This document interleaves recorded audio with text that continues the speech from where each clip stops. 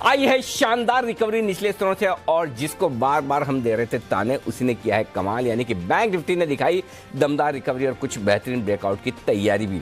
आइए आखिरी 1.5 घंटे में उतार चढ़ाव के बीच कैसा रहेगा कारोबार, कहां होगी क्लोजिंग और क्या करें कल की तैयारी। फोकस है इसी पर। स्वागत है आप सबका फाइनल ट्रेड में। नमस्कार, मैं हूं अनिल सिंघवी और नमस्कार, मैं हूं दीपांशु भंडारी। अनिल जी, बैंक निफ्टी ने तो पूरा बाजार का मूड माहौल ही बदल दिया है और इस पर आपसे चर्चा भी करनी है, जानना भी है कि क्या फैक्टर्स हैं इस समय बाजार के। पर उससे पहले बताएं सर, इस समय की बड़ी बातें क्या हैं? इस समय की बड़ी बातों में दीप सबसे बड़ी बात आज सुबह की यही कि आज सुबह का आपका सवाल लाजवाबदार जो आपने बैंक निफ्टी पर पूछा कि क्या वाकई में बैंक निफ्टी गया काम से, लेकिन हुआ वही जो इतने दिनों के कंसोलिडेशन के बाद बैंक निफ्टी की लीडरशिप फिर से स्थापित सही साबित होती दिख रही। चलिए उस पर विस्तार से करेंगे चर्चा, लेकिन उससे पहले आइए जल्दी से अब तक की बड़ी बातें आपको बता दी जाए।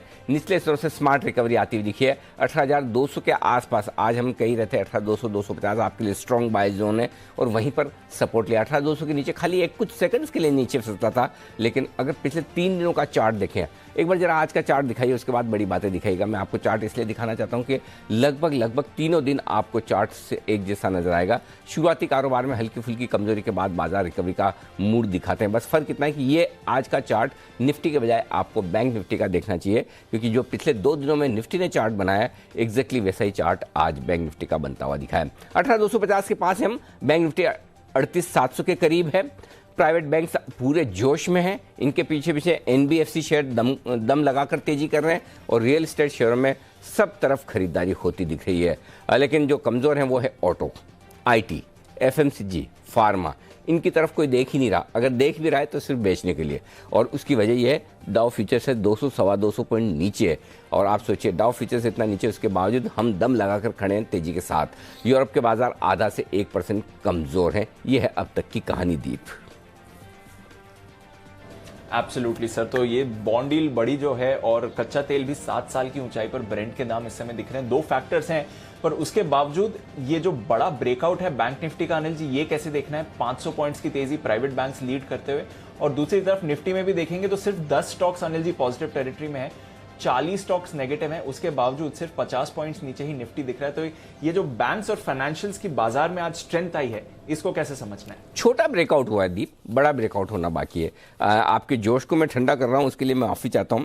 देखिए ब्रेकआउट कब होगा वो बता देता हूं, नोट करके रख लीजिए। आज क्लोजिंग बेसिस पे जो हमने स्टॉप लॉस दिया है बैंक निफ्टी में, अगर आप शॉर्ट हैं तो वो था 38,750 का, इफ आई एम राइट, 38,750 बिल्कुल क्लोजिंग बेसिस पे। देखिए 38,727 की आपको बेस्ट क्लोजिंग मिली है इस पूरे रनअप में 12 जनवरी को।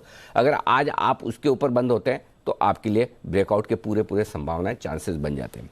या फिर इंट्राडे में आप 38,851 का लेवल 12 तारीख का ही था, उसको पार करें। आज का हाई 38,855 पर है, जो आज का हमारा फाइनल टारगेट था। तो दीप ये जो 38,725 और 38,850 ये कंजेशन जोन है, यहाँ पर बैंक निफ्टी खरीदना बनता नहीं है। उसकी रीज़न ये कि हम ट्रेडिंग रेंज के हायर एंड पर है। या तो आज आप 38,725 के ऊपर बंद हो जाए, 38,750 के ऊपर बंद हो जाए, या 38,850 के ऊपर निकलकर आप आखिरी 1 घंटे में ट्रेड करना शुरू करें। तो मैं ये 125 पॉइंट में ऊपर में एडवेंचर करने के बजाय इंतजार करना पसंद करूंगा। अब आप कहेंगे ऐसा क्यों? कर सकता था मैं एडवेंचर भी, लेकिन एडवेंचर करने में मुझे एक ही चीज़ रोक रही है, वो है डाउ फ्यूचर्स।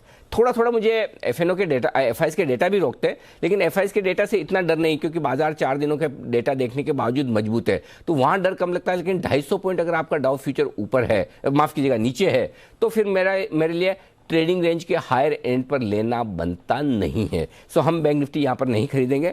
बैंक निफ्टी में अगर आपकी लॉन्ग पोजीशन है तो प्रॉफिट बुकिंग करेंगे। बहुत एग्रेसिव ट्रेडर हैं तो 39,000 के स्टॉप लॉस के साथ 38,850 के आसपास बेचेंगे भी, और फिर नीचे में हमें खरीदना है 38,350 38,500 की रेंज में। जब वापस आएगा तब वहाँ पर खरीदेंगे और वहाँ पर फिर से फ्रेश पोजीशन बनाई जाएगी। तो आई एम सॉरी बट आप भले ही जोश में होंगे, लेकिन इस लेवल पर, इस रेंज में मेरे लिए ना खरीदना नहीं बनता जी।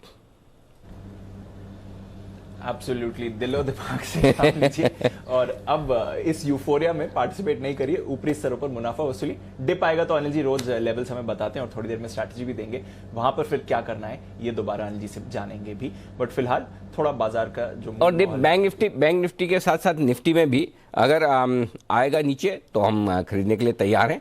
18,200 के आसपास आने पर बैंक निफ्टी में भी खरीदारी की जाएगी और फिर से 18,350 18,500 के आसपास बैंक निफ्टी आएगा, वहाँ पर माफ़ कीजिएगा 38,350 38,500 के आसपास बैंक निफ्टी आएगा, वहाँ पर भी खरीदेंगे। 4 दिनों से 5 दिनों से हमारा एक फॉर्मूला काम कर रहा है, लेवल से खरीदने का, लेवल से बेचने का, उसी पर कायम रहेंगे, उससे भटकेंगे नहीं। बस सिंपल सी बात है, डिसिप्लिन। बिल्कुल सर, लेवल्स का डिसिप्लिन मेंटेन करना है इस बाजार में।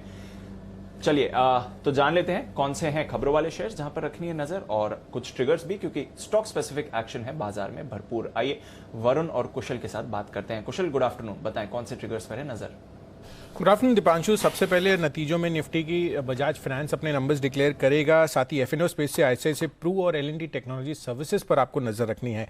कैश स्पेस से आईसीआईसीआई सिक्योरिटीज, टाटा इलेक्साइड, ट्राइडेंट जैसे स्टॉक्स भी फोकस में रहेंगे, क्योंकि यहाँ पर ये भी अपने नंबर्स घोषित करेंगे। जीएचसीएल टेक्सटाइल बिजनेस के डिमर्जर को लेकर एनसीएलटी अहमदाबाद में आज सुनवाई होने वाली है, उधर से क्या डिसीजन निकल कर आता है हमें देखना होगा। साथ ही शालीमार पेंट्स पूंजी जुटाने पर आज बोर्ड बैठक करने वाला है। शाम 4:30 बजे वित्त मंत्री की प्रेस कॉन्फ्रेंस है, तो वहां पर हमारी नजर रहेगी। साथ ही कल 19 जनवरी यानी कि नतीजों का जो दिन है वो और ज़्यादा बढ़ता हुआ नजर आएगा, यानी कि लिस्ट जो है और लंबी होती हुई दिखेगी। निफ्टी में बजाज ऑटो अपने नंबर्स डिक्लेयर करेगा।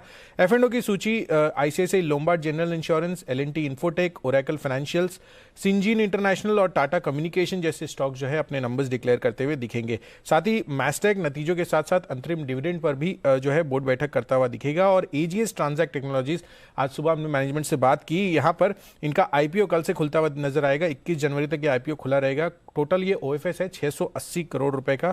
आईपीओ प्राइस 166 से 175 रुपए प्रति शेयर तय की गई है। Made plus health anchor lock in इसका खत्म होता हुआ नजर आएगा। साथ ही आईसीआईसीआई प्रूडेंशियल म्यूचुअल फंड के जो सिल्वर ईटीएफ में सब्सक्राइब करने का जो है कल आखिरी दिन है। देश में पहला सिल्वर ईटीएफ ये लॉन्च किया गया था। पीएमसी फिनकॉर्प यहाँ पर प्रेफरेंशियल अलॉटमेंट या राइट्स इशू के जरिए फंड जुटाने पर बोर्ड बैठक होने वाली है, तो यहाँ पर नजर रखिए। और 10 बजे कल सुबह कैबिनेट और सीसीए की अहम बैठक होने वाली है। एक्स डेट जो है कुछ डिविडेंड पेइंग स्टॉक्स का होने वाला है, जिसमें टीसीएस अंतरिम डिविडेंड का ऐलान किया था 7 रुपये प्रति शेयर का। साथ ही आनंद राठी वेल्थ ने भी इंटरिम डिविडेंड की कल एक्स डेट है। थर्सडे यानी कि 20 जनवरी को नतीजों के लिहाज से निफ्टी में 3 कंपनियां एशियन पेंट्स, बजाज फिनसर्व और एचयूएल अपने नंबर्स डिक्लेयर करेंगी। साथ ही एफएनओ स्पेस से Biocon, Concor, Havells India, emphasis और परसिस्टेंट सिस्टम्स पर आपको नजर रखनी है। ओरिएंट इलेक्ट्रिक नतीजों के साथ साथ अंतरिम डिविडेंड का भी ऐलान कर सकती है और 3 कंपनियां एक्स डिविडेंड ट्रेड करती हुई नजर आएंगी थर्सडे को, जिसमें एचसीएल टेक 10 रुपये प्रति शेयर का जो इन्होंने ऐलान किया था अंतरिम डिविडेंड का, रेलटेल 1.75 और सीमेंस फाइनल डिविडेंड उन्होंने ऐलान किया था 8 रुपये प्रति शेयर का। तो ये 3 कंपनियां एक्स डिविडेंड भी होंगी 20 जनवरी को। ओके, तो काफी सारे ट्रिगर्स हैं बाजार के लिए, एंड ऑफ कोर्स अर्निंग्स पर तो हमारा पूरा फोकस बना ही हुआ है। आइए देख लेते हैं आज कुछ नंबर्स जो शायद आए हैं और साथ ही कुछ खबरें जो हैं इस समय। वरुण, गुड आफ्टरनून, बताएं क्या है इस समय का एक्शन। गुड आफ्टरनून दीप। तो शुरुआत करता हूं नंबर्स के साथ। काफी सारी मिड कैप कंपनीज के नंबर्स आए हैं, उसमें सबसे पहले न्यूजेन सॉफ्टवेयर है। मुनाफा 37 करोड़ से बढ़ के करीब 48 करोड़ पे आया है। मार्जिन 22.8 करोड़ से बढ़ के 26.3 करोड़। और कंपनी ने नंबर थियरी नाम की कंपनी है, उसका 7 करोड़ में अधिग्रहण किया है। बेसिकली इसी के होल्डिंग सब्सिडरी है। इसके अलावा शक्ति पंप कंसोलिडेटेड मुनाफा जो है 26.5 करोड़ से घटकर करीब 14.8 करोड़, मार्जिन 15.2% से घटकर 10.2%। अनूप इंजीनियरिंग मुनाफा 9 करोड़ से घटकर 6 करोड़ 30 लाख और कंपनी के मार्जिन जो है 22.3% से बढ़कर 3.3%। रामकृष्ण फोर्जिंग मुनाफा 14.8 करोड़ से बढ़कर 45.3 करोड़ पे आया है। शेयर विभाजन को बोर्ड ने मंजूरी दी है 1:5 की। इसके अलावा 50 पैसे प्रति शेयर का डिविडेंड का ऐलान कंपनी ने किया है। टाटा मोटर्स कंपनी ने पैसेंजर व्हीकल के दाम जो है वो बढ़ाए हैं, हालांकि करीब 0.9% के आसपास की बढ़ोतरी की है और 19 जनवरी से ये लागू है। Lupin Anglo French drug brands के पोर्टफोलियो का अधिग्रहण जो है ये कंपनी करेगी करीब 325 करोड़ में। Easy trip planners fly big airlines के साथ एक्सक्लूसिव करार किया है इस कंपनी ने। इसके अलावा नजारा टेक एडटेक कंपनी में 55% के आसपास की हिस्सेदारी जो है कंपनी खरीदने वाली है, 124 करोड़ में खरीदेगी। Inox wind company Inox green के ओएफएस में हिस्सा लेने वाली है, करीब 400 करोड़ के आसपास का ओएफएस का योजना है। एनटीपीसी एलआईसी ने हिस्सा घटाया है, 11.02% से घटकर 10.76% हो गया है। और जुबिलेंट इंग्रेविया यहाँ पे राकेश झुनझुनवाला ने हिस्सा घटाया है, 5.54% से घटकर अब इनका हिस्सा जो है 4.72% हो गया है। तो ये है आपके लिए सारे खबरों वाले शेयर जिन पर रखना है आपको फोकस। आइए, तैयार हैं एक्सपर्ट्स, तैयार है बिगुल। क्लोजिंग शो की शुरुआत हमेशा की तरह वागले साहब के साथ।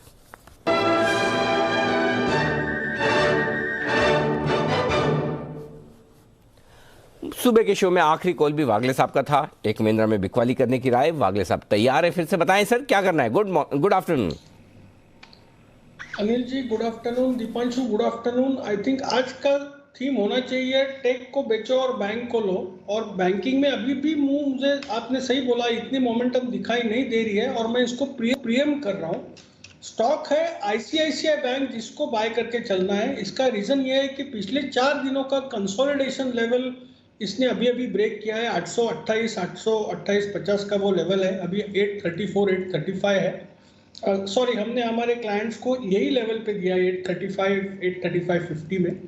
और मेरा मानना है कि ये 855 तक आज और कल में जाना चाहिए। आपका रिस्क सिर्फ 7 से 8 रुपया होगा। 828 के नीचे अगर ये जाता है तो आप काट लीजिए। 827.50 का स्टॉप लॉस होना चाहिए। और on the upside day trading का टारगेट एक 10-12 रुपया होगा। आज और कल तक का टारगेट 855-856 का टारगेट होना चाहिए। ओके, तो ये है आपके लिए आईसीआईसीआई बैंक में खरीदारी करने की राय वागले साहब की तरफ से। आइए, सिमी जी के लिए बिगुल, सिमी के नॉन स्टॉप शेयर।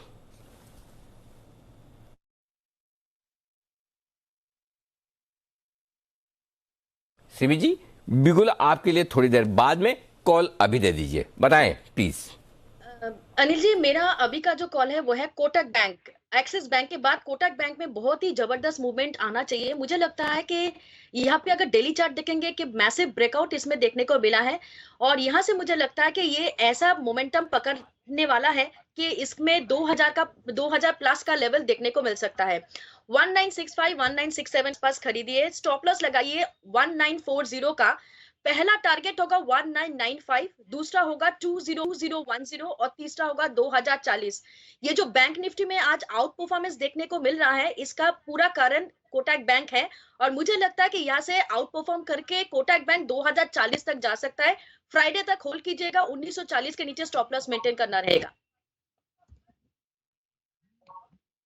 तो ये है कोटक बैंक जहां पर खरीदारी करने की राय 1940 के स्टॉप लॉस के साथ। आइए, नितिन जी भी तैयार है शो की शुरुआत में निफ्टी के निशानेबाज।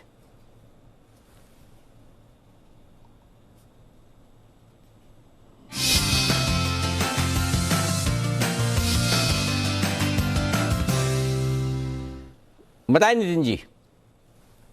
जी, बैक टू बैक निफ्टी और बैंक निफ्टी से रिलेटेड, यानी बैंक निफ्टी की कॉल्स आ रही है और यहाँ पे मेरा फोकस एचडीएफसी बैंक पे है जो करीब 1549-1548 के आसपास है और हम इसमें at the money call option लेंगे। हम 1540 की कॉल ऑप्शन लेंगे जो 29.30 में आपको मिल रही है इस रेट पे और इसका स्टॉप लॉस होगा 20 रुपए का और टारगेट करीब करीब जो 29.30 में आप ले रहे हैं इसका 55 से 60 रुपए का टारगेट हो सकता है। यानी कि यहाँ से एचडीएफसी बैंक में बाइंग आनी चाहिए।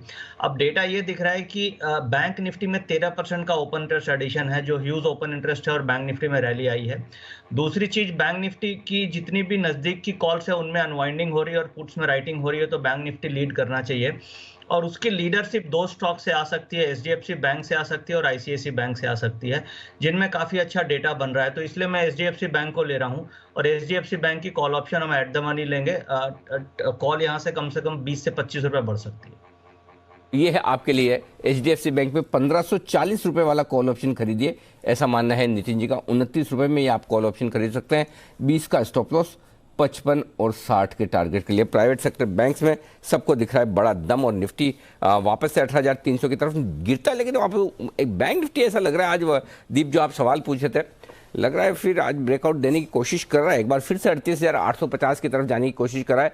बहुत ही इंटरेस्टिंग लेवल पर है। अगले आधे घंटे में समझ में आएगा मेक और ब्रेक वाला मामला क्या। अगर डाउ फ्यूचर्स थोड़े रिकवर होकर 75-100 पॉइंट ही नीचे रह जाए तो मुझे लगता है बैंक निफ्टी 39,000 की तरफ बढ़ जाएगा और अगर डाउ फ्यूचर थोड़े बढ़ जाए तो फिर थोड़ा सा मामला क्रूशियल वहीं पर है। तो देखते हैं क्या कुछ होता है। लेकिन रिकवरी इसमें कोई डाउट ही नहीं है और मजबूती इसमें कोई डाउट ही नहीं कि दुनिया भर के बाजारों के मुकाबले में हमारे यहाँ साफ तौर पर ज़्यादा नज़र आ रही है। स्टॉक्स ढेर सारे एक्शन में है और भरपूर एक्शन में। आइए तेजी वाले कुछ और स्टॉक्स की बात करें। चोला फाइनेंस ये एक और स्टॉक है जहाँ पर अच्छी तेजी बनती हुई दिख रही है। जरा इसके चार्ट्स पर एक बार नज़र डाल ली जाए। सुमित जी देखिए चार्ट्स, दीजिए राय। गुड आफ्टरनून अनिल जी। अनिल जी, कल ही चोला फाइनेंस मॉर्निंग शो में बाय दिया था, मेरे को लग रहा है सॉरी क्लोजिंग शो में, मेरे को लग रहा है स्टॉक यहां से ऊपर का मूव दिखा सकता है और ऊपर का मूव देखने को मिलना चाहिए। 640 से 650 तक के लेवल ऊपर में स्टॉक में देखने को मिल सकता है। पोजीशन होल्ड करें, अभी यहां से और ऊपर का मूव देखने को मिलेगा। 640 से 650 तक के लेवल जल्दी चोला फाइनेंस में ऊपर में देखने को मिलने चाहिए। हुई दिख रही है। इंश्योरेंस पर भी रखिए नजर, क्योंकि यहां पर एक्शन हो रहा है और आईसीआईसीआई लोम्बार्ड इस पर आपको इस समय खरीदारी के संकेत आते हुए दिख रहे हैं। बंसल जी जरा आईसीआईसीआई लोम्बार्ड का चार्ट देखें, अच्छी मूव इस समय आती हुई दिख रही है, 2% ऊपर है, कोई राय? दिपांशु, बेहतरीन टेक्निकल स्ट्रक्चर है और स्टॉक में अगर आप देखें तो वही कुणाल जी वाला एक Adam and ewe double bottom बन रहा है नीचे में 1411 के अराउंड, और स्टॉक एक ब्रेकआउट भी दिखा रहा है 1455 के ऊपर। तो जिनके पास है होल्ड करें और फ्रेश खरीदारी की भी राय है। स्टॉप लॉस लगाना चाहिए 1440 के नीचे और शॉर्ट टर्म टारगेट बैठते हैं 1478 से लेकर 1486। ओके, तो ये है आपके लिए राय जहां तक आईसीआईसीआई लोम्बार्ड की बात है। एक्शन में आ रहा है काउंटर, इनफैक्ट एक अच्छी मूव इस समय दिखा रहा है। एक अच्छी मूव आई थी थोड़ी देर पहले बैंक ऑफ बड़ौदा में भी। आइए कुणाल जी से इसके बारे में जानें। कुणाल जी, बैंक ऑफ बड़ौदा 2% ऊपर, थोड़ी देर पहले एक स्पाइक आया था और अब ऊपरी स्तरों पर थोड़ा कंसोलिडेट भी करते हुए दिख रहा है, कोई राय बैंक ऑफ बड़ौदा पर? देखिए, राय हमारी बहुत पॉजिटिव है दीपांशु। अभी बंसल जी और मैं इसी की चर्चा कर रहे थे कि क्या इसको चार्ट कॉर्नर में लिया जाना चाहिए या नहीं। तो एक ब्रेकआउट आता हुआ चार्ट पर दिख रहा है। एक अड़चन मुझे दिखाई पड़ रही है 96 रुपए 96 के आसपास। 96 का लेवल निकल जाए तो ये स्टॉक फिर 103 के लिए तैयार हो जाएगा। आज बैंकिंग स्टॉक्स में ही सबसे ज्यादा तेजी है और अब बारी बैंक ऑफ बड़ौदा की है। 96 के ऊपर हमारी खरीदारी की राय। ओके, तो 96 के ऊपर खरीदारी होगी, ये आपके लिए काउंटर बन रहा है। बैंकिंग स्पेस पर रखनी है नजर रखनी है। वेल्सपन इंडिया पर भी, इस पर भी एक अच्छी मूव आती हुई दिख रही है। सिमी जी जरा इसकी चार्ट देखें। वेल्सपन इंडिया 4% ऊपर इस समय आते हुए दिख रहा है, एक अच्छी मूव इस समय काउंटर पर। दीपांशु, इनफैक्ट डेली चार्ट में फॉर्मेशन ऐसे बना है, देख के लग रहा है बहुत जल्दी 170 का लेवल ये पार करेगा। तो यहाँ से करंट लेवल से खरीदने का सलाह होगा। 165 से 170 का मिनिमम टारगेट है, जो मुझे लगता है कि बहुत ही जल्दी हासिल करने वाला है। बहुत ही अच्छा चार्ट है, होल्ड करना चाहिए। एब्सोल्युटली, तो नजर रखिए। कुछ काउंटर्स हैं ब्रॉडर मार्केट के जहां पर आपको बड़ी मूव आ रही है, पर एक बड़ी मूव आपको इस समय आती हुई दिख रही है, वो है हेमिस्फीयर प्रॉपर्टीज। जरा इसके चार्ट को पुल अप करिए।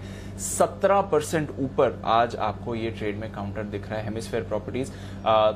ऊपरी स्तरों पर बड़ा ब्रेकआउट सुबह आया, फिर कंसोलिडेट करा और अब वो एक फ्रेश ब्रेकआउट दे रहा है। और आज का हमारा बजट का सस्ता शेयर भी यही काउंटर है। अनिल जी, आज सुबह भी हम बात कर रहे थे और आपने बताया भी था कि अब वक्त आ गया है दोबारा हेमिस्फीयर प्रॉपर्टीज देखने के लिए। 140 पर सुबह हमने बात करी थी, 160 के लेवल, बड़ा ब्रेकआउट सर हेमिस्फीयर में आते हुए इस समय। तो सुमित जी वगैरह बताएंगे, क्योंकि उनकी ब्रेकआउट की जो कैलकुलेशन है बहुत ही तगड़ी होती है। सुमित जी सुबह भी बोल भी रहे थे, मेरे ख्याल से कुछ 150-52 कुछ बोले थे कि उसके ऊपर तगड़ा आएगा। तो सुबह से जो वो 150 पार ही नहीं हुआ सुमित जी के बोलने के बाद, अब जाकर पार हुआ है। मैं सरप्राइज नहीं होती, पर 180 का हमने छोटा टारगेट रखा था, 200 और उसके बाद 250 के। ये सारे टारगेट इन्वेस्टमेंट के लिहाज से आएंगे। आराम से जब बाजार का मूड माहौल खराब हो तब आराम से खरीदेगा, रिडार पे रखिएगा। आज तो खैर बहुत बढ़ चुका है। बाकी रहा सवाल ब्रेकआउट का, सुमित जी बताइए। अनिल जी, 180 का बिल्कुल आपने सही कहा, छोटा टारगेट है। 180 का टारगेट बहुत जल्दी अचीव होगा और ये स्टॉक के अंदर जिस तरह की कैंडल फॉर्म हुई है और जो वॉल्यूम्स आज देखने को मिले हैं, ऐसा लग रहा है जल्दी ये स्टॉक 200 का लेवल दिखाएगा। तो फिलहाल इसका इमीडिएट शॉर्ट टर्म का टारगेट 170 से 180 और 180 का लेवल ब्रेक होते ही 200 रुपए तक के लेवल जल्दी ही हेमिस्फीयर प्रॉपर्टीज के अंदर आने वाले दिनों में देखने को मिलेंगे। तो पोजीशंस होल्ड करें, ट्रेलिंग स्टॉप लॉस का यूज करें।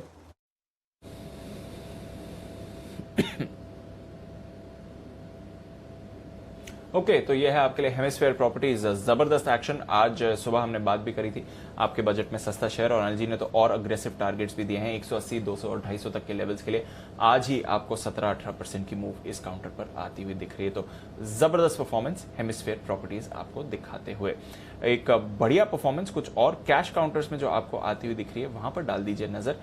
पीटीसी इंडिया फाइनेंशियल सर्विसेज, इसमें आपको 14% का ब्रेकआउट आया। अगेन छोटा काउंटर है, एक बार पहले हमारे रेडार पर भी आया है, बट एक बड़ा ब्रेकआउट इस समय पीटीसी इंडिया फाइनेंशियल सर्विसेज आपको दिखा रहा है। कुणाल जी, कोई राय इसके चार्ट पर? पीटीसी इंडिया फाइनेंशियल 23-24 के लेवल्स पर आते हुए। देखिए कई सारे एसेस होते हुए शेयर जाग रहे हैं दीपांशु। बड़ा ब्रेकआउट चार्ट पर आता हुआ दिख रहा है, बड़ा शानदार कंसोलिडेशन है इस ब्रेकआउट के पीछे।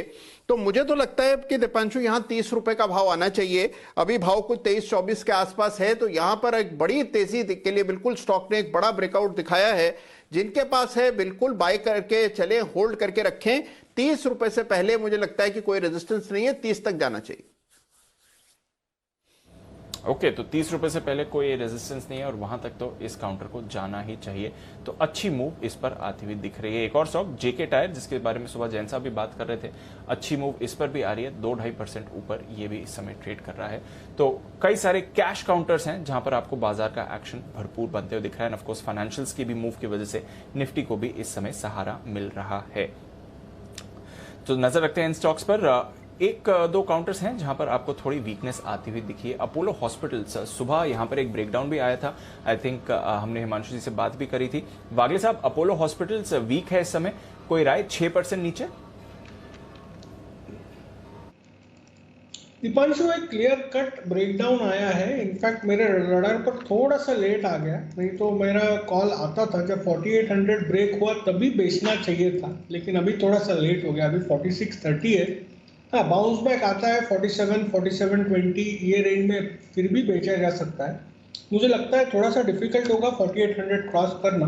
ऑन द डाउन साइड 4450 तक ये स्टॉक नीचे जा सकता है। ओके, तो 4450 तक के लेवल्स आपको इस पर आते हुए दिख सकते हैं। अपोलो हॉस्पिटल्स, इस पर रखिए नजर, आज वीकनेस बन रही है। बट बाजार में है जबरदस्त एक्शन, और आइए इस एक्शन को थोड़ा और समझा जाए चोपड़ा साहब के साथ। चोपड़ा साहब, गुड आफ्टरनून। बैंक्स और फाइनेंशियल्स में जो एक बड़ा फोकस बना है, पिछली जो अभी रिसेंट रिबाउंड था उसमें भी सबसे आगे यही थे, और आज बाकी बाजार नेगेटिव है बट ये होल्ड आउट काफी स्मार्टली कर रहे हैं। कैसे देखें इस एक्शन को सर? क्या एंटिसिपेट कर रहा है इस समय बाजार? Deep, good afternoon, thanks for having me. मैं ये बात लगभग 36,000 की बैंक निफ्टी से बोल रहा हूँ कि मुझे लगता है कि पहले 39,000 40,000 तक बैंक निफ्टी जा सकती है, और उसी तर्ज पे मार्केट चल भी रहा है, क्योंकि बैंक कहीं ना कहीं ओवरसोल्ड थे। निफ्टी में रिवाइवल आया था और बैंक निफ्टी में नहीं आया था। तो मुझे लगता है कि बैंक निफ्टी यहाँ से भी कुछ रिवाइव कर सकती है। और जितना बेरिश माहौल था, देखिए इंटरेस्ट रेट्स बढ़ने की आशंका अभी भी है, मैं ये नहीं कहूँगा कि नहीं है, मगर अभी भी आरबीआई ने कोई अपना स्टैंस बताया नहीं है इंटरेस्ट रेट्स को लेके।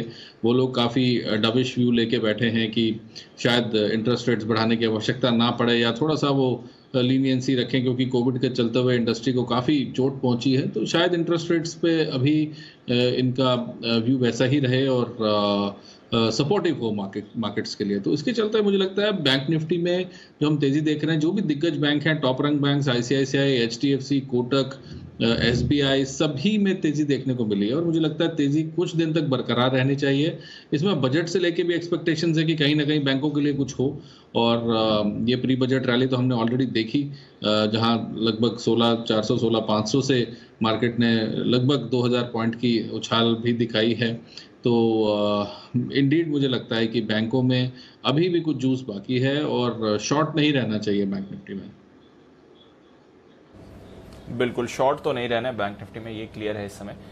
बढ़िया एक्शन आपको बैंक्स और फाइनेंशियल्स में आते हुए दिख रहा है। आइए एक्शन को आप बढ़ाएं आगे। एक ट्रेडिंग कॉल आ रही है सिमी जी की तरफ से, बिगुल सिमी के नॉन स्टॉप शेयर्स।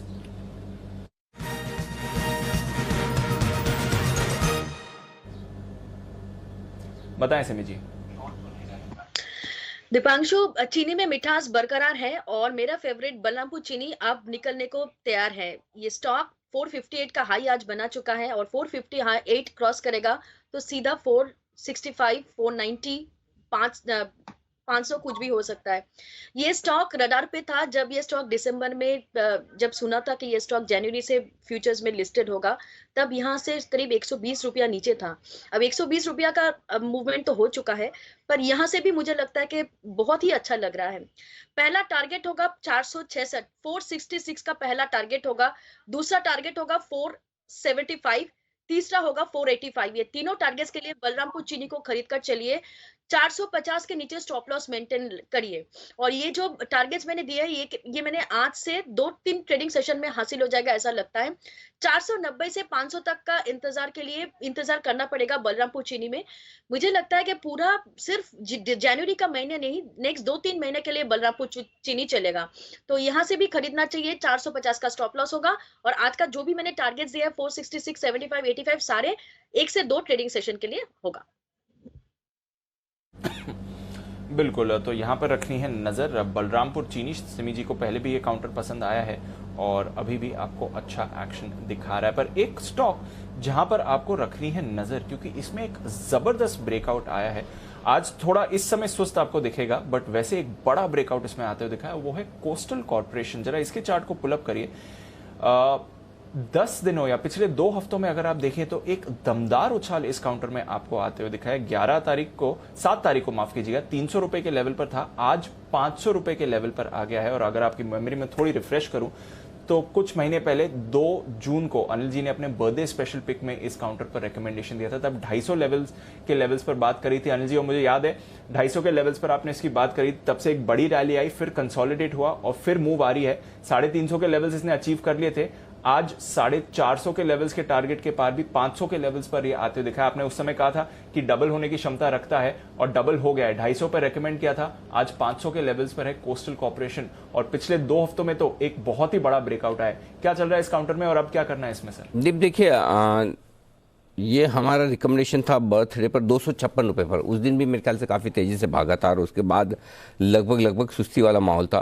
पिछले 1 महीने में 270 रुपये से ये हो गया 550, यानी कि लगभग दुगुना, ठीक है ना। और 7 दिन में ही हुआ है ज़्यादा काम इसमें। तो मेरे ख्याल से 500, हमारा फाइनल टारगेट 600 रुपये का था, 550 तक पहुंच चुका है। अगर आपने लिया है हमारे रिकमेंडेशन पे, डेफिनेटली प्रॉफिट बुक करिए। पूरा न करें तो कम से कम 50 से 75% जरूर बुक करें और बाद में इंतजार करें वापस नीचे में। तब देखिए समय समय पर प्रॉफिट बुक करना भी जरूरी है। और एक चीज़ और ध्यान में रखने वाली बात है, जो स्टॉक्स आपके कम लिक्विड होते हैं, कम नॉन स्टॉक्स जिनके बारे में ज़्यादा ट्रेडिंग नहीं होती, ज़्यादा बात नहीं होती, उन स्टॉक्स में कभी कभार बड़े मूव आते हैं। जब वो बड़े मुंह आए तब उस वक्त आपको, और वो बड़े मुंह आने के बाद स्टॉक ठहरते हुए दिखे तो वहाँ पर एक बार प्रॉफिट बुक कर ले और उसके बाद आप फिर वापस जब भी मौका मिले, सपोज वापस कभी फिर 25-30% यहाँ से नीचे आ जाए तो फिर वापस से एंट्री कर सकते हैं। तो एक बार मेरे ख्याल से प्रॉफिट बुक करने में कोई हर्ज नहीं है। लगभग दुगुना होता दिखा है, 250 से 550 कम नहीं होता। तो मेरे ख्याल से डीप प्रॉफिट बुक किया जा सकता है और आराम से फिर वापस से री एंट्री की जा सकती है। एक और स्टॉक ऐसा ही है जहाँ पर मैं आपको बताना चाहूँगा और वो है पटेल एयरटेम्प। ये भी हमारा स्टॉक था हमारी रिकमेंडेशन लिस्ट में। मेरे ख्याल से ये भी दुगुने से ज़्यादा होता दिख रहा है दीप। इस स्टॉक में भी ज़बरदस्त एक्शन, और इस स्टॉक में पिछले 7 दिनों में ही बड़ा एक्शन आया है। अगर 7 दिन का चार्ट आपके सामने ला सके तो ये भी लगभग 100 रुपये बढ़ता हुआ दिखा है। तो ऐसे स्टॉक्स में जब भी यहाँ आपको लगे अभी जब तक बढ़ रहा है बढ़ने दें, जिस दिन लगे कि अब ठहरता हुआ दिख रहा है आप प्रॉफिट बुकिंग करें। आई एम श्योर ये भी लगभग दुगुना हो चुका होगा। मेरे ख्याल से, मुझे जहाँ तक याद है, इसको हमने 160-70 रुपये के आसपास रिकमेंड किया होगा जहाँ तक मुझे याद है। तो ऑलमोस्ट दुगुना होता हुआ दिख रहा है ये स्टॉक भी। तो जो स्टॉक्स आपको एक्शन में आते हुए दिख रहे हैं उनको मैं थोड़ी प्रॉफिट भी बुक करते रहें, वापस से नीचे में मिलेगा तब खरीदा जाएगा, ये ध्यान में रखिए। जी दीप। एब्सोल्युटली, तो थोड़ा प्रॉफिट भी बुक करते रहें बट दोबारा खरीदारी भी डिप पर करें क्योंकि दमदार स्टॉक्स हैं। 2 टारगेट्स कोस्टल कॉर्प के हिट हो गए, तीसरा टारगेट अब ज्यादा दूर नहीं है और पिछले कुछ दिनों में तो एक बड़ी मूव इस पर आती हुई दिखी ही है। आइए चलते हैं सुमित जी के पास, सुमित के सुपर हिट।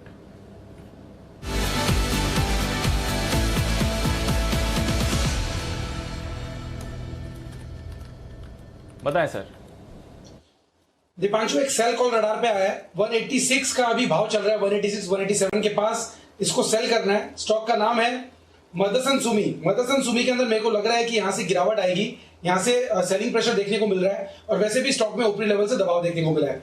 191 के ऊपर का इसके अंदर स्टॉप लॉस लगाना है। नीचे के अंदर मेरे को लग रहा है ये स्टॉक के अंदर 178 से लेके 175 तक के लेवल देखने को मिल सकते हैं। मदरसन सुमी में यहाँ पे सीएमपी पे सेल करे 191 के ऊपर का स्टॉप लॉस, नीचे में 178 से 175 तक के लेवल देखने को मिल सकते हैं। बिकवाली करके चलने का सलाह रहेगा Motherson Sumi.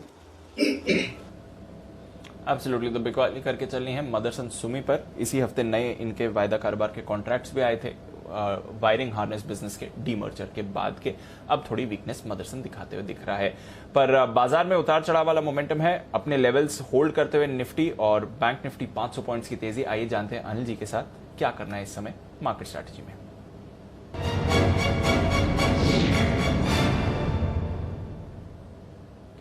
Sir global picture तो इस समय कमजोर ही दिख रही है। डाउ फ्यूचर्स 200 पॉइंट्स नीचे हैं 3 दिनों की छुट्टी के बाद। आज शाम अमेरिकी बाजार खुलेंगे। नैस्डैक फ्यूचर्स में 1.5% का कट आते हुए दिख रहा है, 250 पॉइंट्स की गिरावट है। बॉन्ड यील्ड 1.85% के स्तर को आज इसने छुआ है और प्री पैंडेमिक लेवल्स पर उनकी बॉन्ड यील्ड इस समय है। और बाकी ग्लोबल मार्केट्स में भी प्रेशर दिख रहा है, 1% तक का कट यूरोप में है इस समय। एशिया के बाजार भी सुस्त रहे, तो ग्लोबल मूड माहौल तो बिगड़ा हुआ है सर। कच्चा तेल भी 7 साल की ऊंचाई पर है, हमें क्या करना है? थोड़ा वो बोला नहीं जा रहा एकदम से, जो दीप हमेशा निकलता है ना तेजी, थोड़ा सा रुकेंगे क्योंकि है ना ग्लोबल सपोर्ट नहीं है। एफआईएस के डेटा 4-5 दिन से सपोर्ट नहीं कर रहा, आज पता नहीं कैसे रहेंगे। तो मैं ऊपर के लेवल पे खरीदना नहीं चाहता दीप। देखिए 38,850 से वापस 100 पॉइंट बैंक निफ्टी नीचे आए, हालांकि 100 पॉइंट कोई ऐसी बहुत बड़ी बात नहीं है। निफ्टी भी आप देखिए 18,300 से थोड़ा नीचे आए, तो हमारे लिए खरीदने की जो जगह है वहीं लेंगे, अभी नहीं लेंगे। मुझे कहाँ खरीदना मैं बता देता हूँ। बैंक निफ्टी खरीदना है 38,350 से 38,500 की रेंज में, बहुत एग्रेसिव है तो 38,600 पे, नहीं तो 38,350 38,500 में जहाँ मिले वहाँ लीजिए। निफ्टी आपको खरीदना है 18,200 पे, और नीचे आया तो 18,125 पे, नहीं तो 18,200 पे। 18,200 पे तो लेना ही है, 125 आया तो और लेना है, अदरवाइज तो 18,200 पे निफ्टी लेना है और 38,500 से 38,350 में बैंक निफ्टी लेना है, उसके पहले नहीं खरीदना है। सिंपल। ऊपर में क्या करना है, 18,325-350 के आसपास आएगा तो प्रॉफिट बुक करेंगे, वहाँ पर ऊपर में प्रॉफिट बुक करना है। और बैंक निफ्टी 38,850 के आसपास प्रॉफिट बुक करेंगे। एक बार 39,000 पार किया तो दम लगाकर और खरीदेंगे, सिंपल सी चीज़ है। तो हम कंजेशन जोन के आसपास हैं, स्पेशली बैंक निफ्टी में, तो बुलिश है, पॉजिटिव है, लेकिन लेवल से खरीदेंगे। अब आइए लेवल कौन से इंपॉर्टेंट है। बड़ा इंटरेस्टिंग चीज़ दिख रही है, निफ्टी में ऊपर का लेवल साफ दिख रहा है, बैंक निफ्टी में नीचे का लेवल साफ दिख रहा है। बैंक निफ्टी को 18,300 पार करके आज ऊपर बंद नहीं होना है, ये बैंक निफ्टी साफ साफ चिल्ला के कह रहा है कि मैं अब 18,300 के ऊपर बंद नहीं होगा। क्यों? 18,300 के कॉल ऑप्शन में 71 लाख शेयर है, हाईएस्ट ओपन इंटरेस्ट है, 23 लाख शेयर आज ही जुड़े हैं। याद रहे 71 लाख शेयर है, आज मंगलवार है, कल बुध और गुरु, एक्सपायरी परसों है वीकली। ऐसा लगता है जो हिसाब से ओपन इंटरेस्ट बन रहा है एक्सपायरी तक 1.25 करोड़ 1.5 करोड़ शेयर हो जाएंगे हाईएस्ट ओपन इंटरेस्ट के लेवल पर। गजब का एक्शन है। सो 18,300 इसके ऊपर आज बंद होना मुश्किल दिखता है डेटा के लिए आज से। 18,200 के नीचे भी बंद नहीं होंगे क्योंकि वहाँ सपोर्ट मजबूत है। 50 लाख शेयर पुट में है, 30 लाख शेयर कॉल्स में। 18,200 के आसपास आएंगे तो आपको शॉर्ट कवरिंग खरीदारी होती दिखेगी। 18,300 प्लस पर जाएंगे, प्रॉफिट बुकिंग बिकवाली होती दिखेगी। सो आज 18,300 के नीचे आप बंद होंगे, इसकी संभावना पूरी है, अनलेस कि बैंक निफ्टी कमाल करके खींच के ले जाए। मुझे लगता नहीं डाउ को देखते हुए वैसा, और बैंक निफ्टी भी जिन लेवल पर है, बट मुझे लगता है 18,300 के नीचे बंद होंगे। बढ़िया जगह आज बंद होने के लिए जो आपके लिए है वो है 18,250, यहाँ पर बंद हो जाए, बढ़िया अपने आप में। Point number 1। अब आइए बैंक निफ्टी। जैसे ऊपर का लेवल निफ्टी में साफ दिख रहा है, वैसे बैंक निफ्टी में नीचे का लेवल दिख रहा है, वो है 38,500। ऐसा लग रहा है 38,500 के नीचे हम बंद नहीं होंगे। 24 लाख शेयरों का ओपन इंटरेस्ट से पुट में हाईएस्ट है, और कॉल्स में भी वहीं पर है 38,500 पर हाईएस्ट ओपन इंटरेस्ट 18 लाख शेयरों का। तो वहाँ पर आप जैसे 38,500 38,400 की रेंज में आएंगे, शॉर्ट कवरिंग खरीदारी पूरी आती दिखेगी। तो आप टुकड़ों में खरीदना चाहते हैं तो 38,600 38,500 38,400 हर एक लेवल पर, तीनों लेवल पर खरीदिए। तो बैंक निफ्टी नीचे में खरीदना है, निफ्टी ऊपर में 18,300 350 में बेचना है, ये डेटा में दिख रहा है। 4-5 दिनों का जो एक ट्रेड था वो आज दीप रिवर्सल होता हुआ दिख रहा है। बैंक निफ्टी एक बार फिर से मजबूत हो रहा है, लेकिन फ्रेश खरीदारी के लिए 38,850 के ऊपर बंद होना, उसके पार करना जरूरी, ये आपके लिए आज की स्ट्रेटेजी। जी दीप। क्लियर है अनिल जी। तो फ्रेश खरीदारी के लिए इंपॉर्टेंट लेवल्स के ऊपर जाए तभी भरोसा करिए, नहीं तो तब तक लेवल्स का इंतजार करिए, डिप पर वापस एंट्री भी करिए, ये अनिल जी का भरोसा है इस समय। बट आईसीआईसी सिक्योरिटीज पर डालिए नजर, क्योंकि जबरदस्त नतीजे इसके आपको आते हुए दिख रहे हैं। कुल आय में 50% से ज्यादा का 51% की बढ़त आपने देखी है। 620 करोड़ से बढ़कर आय 940 करोड़ की आती हुई दिखी है। मुनाफे में भी दमदार उछाल देखा है। 270 करोड़ से बढ़कर मुनाफा 380 करोड़ का आपको आते हुए दिखा है। लगभग 7.25 लाख क्लाइंट्स का एडिशन किया है, जो अगर आप पिछले साल के मुकाबले देखें तो 5.25 गुना है। Highest ever quarterly addition of clients इन्होंने देखा है। ओवरऑल एक्टिव क्लाइंट्स भी 89% बढ़कर लगभग 30 लाख पर आते हुए दिखे हैं। तो जबरदस्त नतीजे आपको आते हुए दिख रहे हैं जहां तक आईसीआईसीआई सिक्योरिटीज का सवाल है। स्टॉक पर इस समय उतना रिएक्शन नहीं है, बट डेफिनेटली यहां पर आप नतीजों का एक बड़ा सपोर्ट बनते हुए देख रहे हैं। और आईसीआईसीआई सिक्योरिटीज के नतीजे, साथ ही एंजल वन के भी दमदार नतीजे थे। इस पर चोपड़ा साहब से राय लेंगे। उससे पहले एक बिगुल बजा लेते हैं सुमित जी के लिए, सुमित के सुपरहिट का।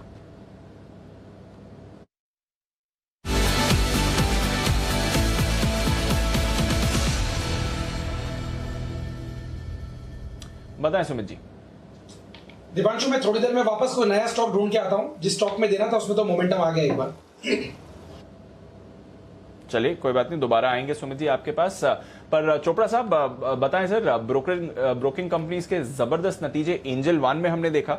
लगभग सभी पैरामीटर्स पर डबल परफॉर्मेंस आती हुई दिखी ग्रोथ के मुकाबले में। और अभी आईसीआईसीआई सिक्योरिटीज के भी दमदार नतीजे, highest ever quarterly client addition. तो बाजार की तेजी के साथ साथ इस स्पेस में भी भरपूर एक्शन सर।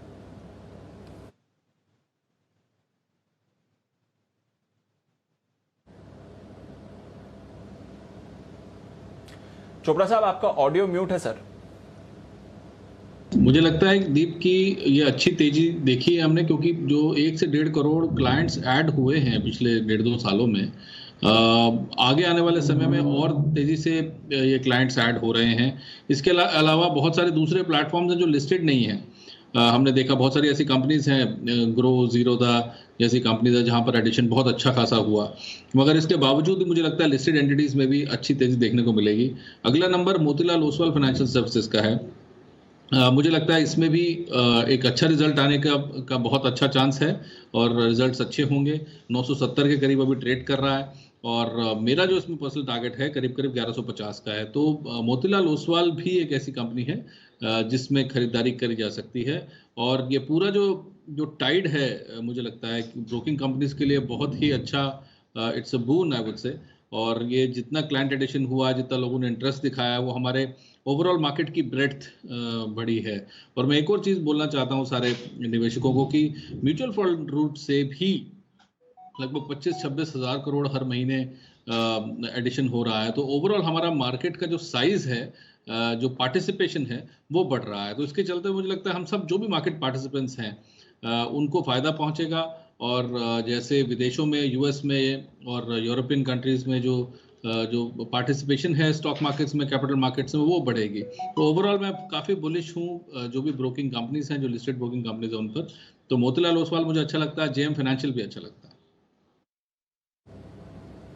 ओके, तो ये है आपके लिए कुछ कॉल्स। और मोतीलाल ओसवाल पसंद है, बट पूरी इंडस्ट्री के लिए देखिए जबरदस्त परफॉर्मेंस। जो 2 नंबर्स हमारे सामने आए हैं वो तो दमदार रहे ही हैं। आइए, सुमित जी ने अपना स्टॉक कर लिया आइडेंटिफाई, बिगुल उनके लिए सुमित के सुपरहिट।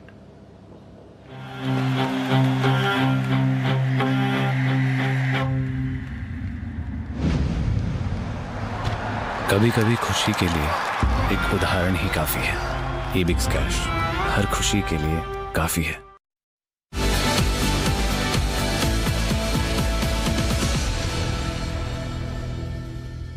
बताएं सुमित जी।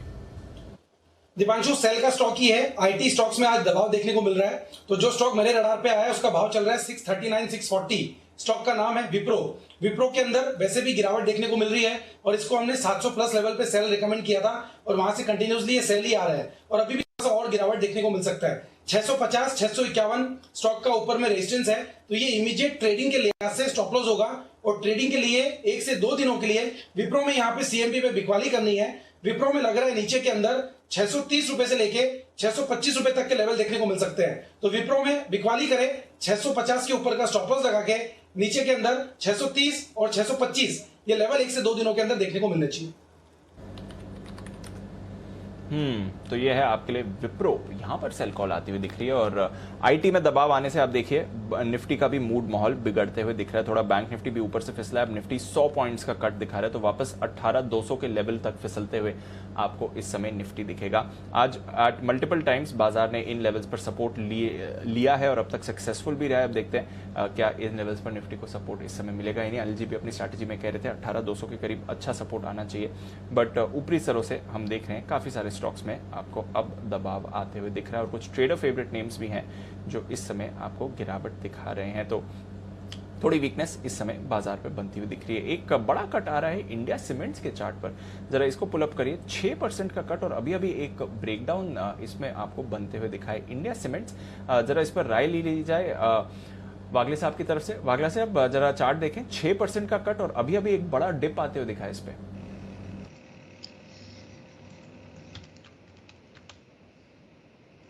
दीपांशु वीक तो है, लेकिन थोड़ा सा बाउंस पे मैं बेचना प्रेफर करूंगा।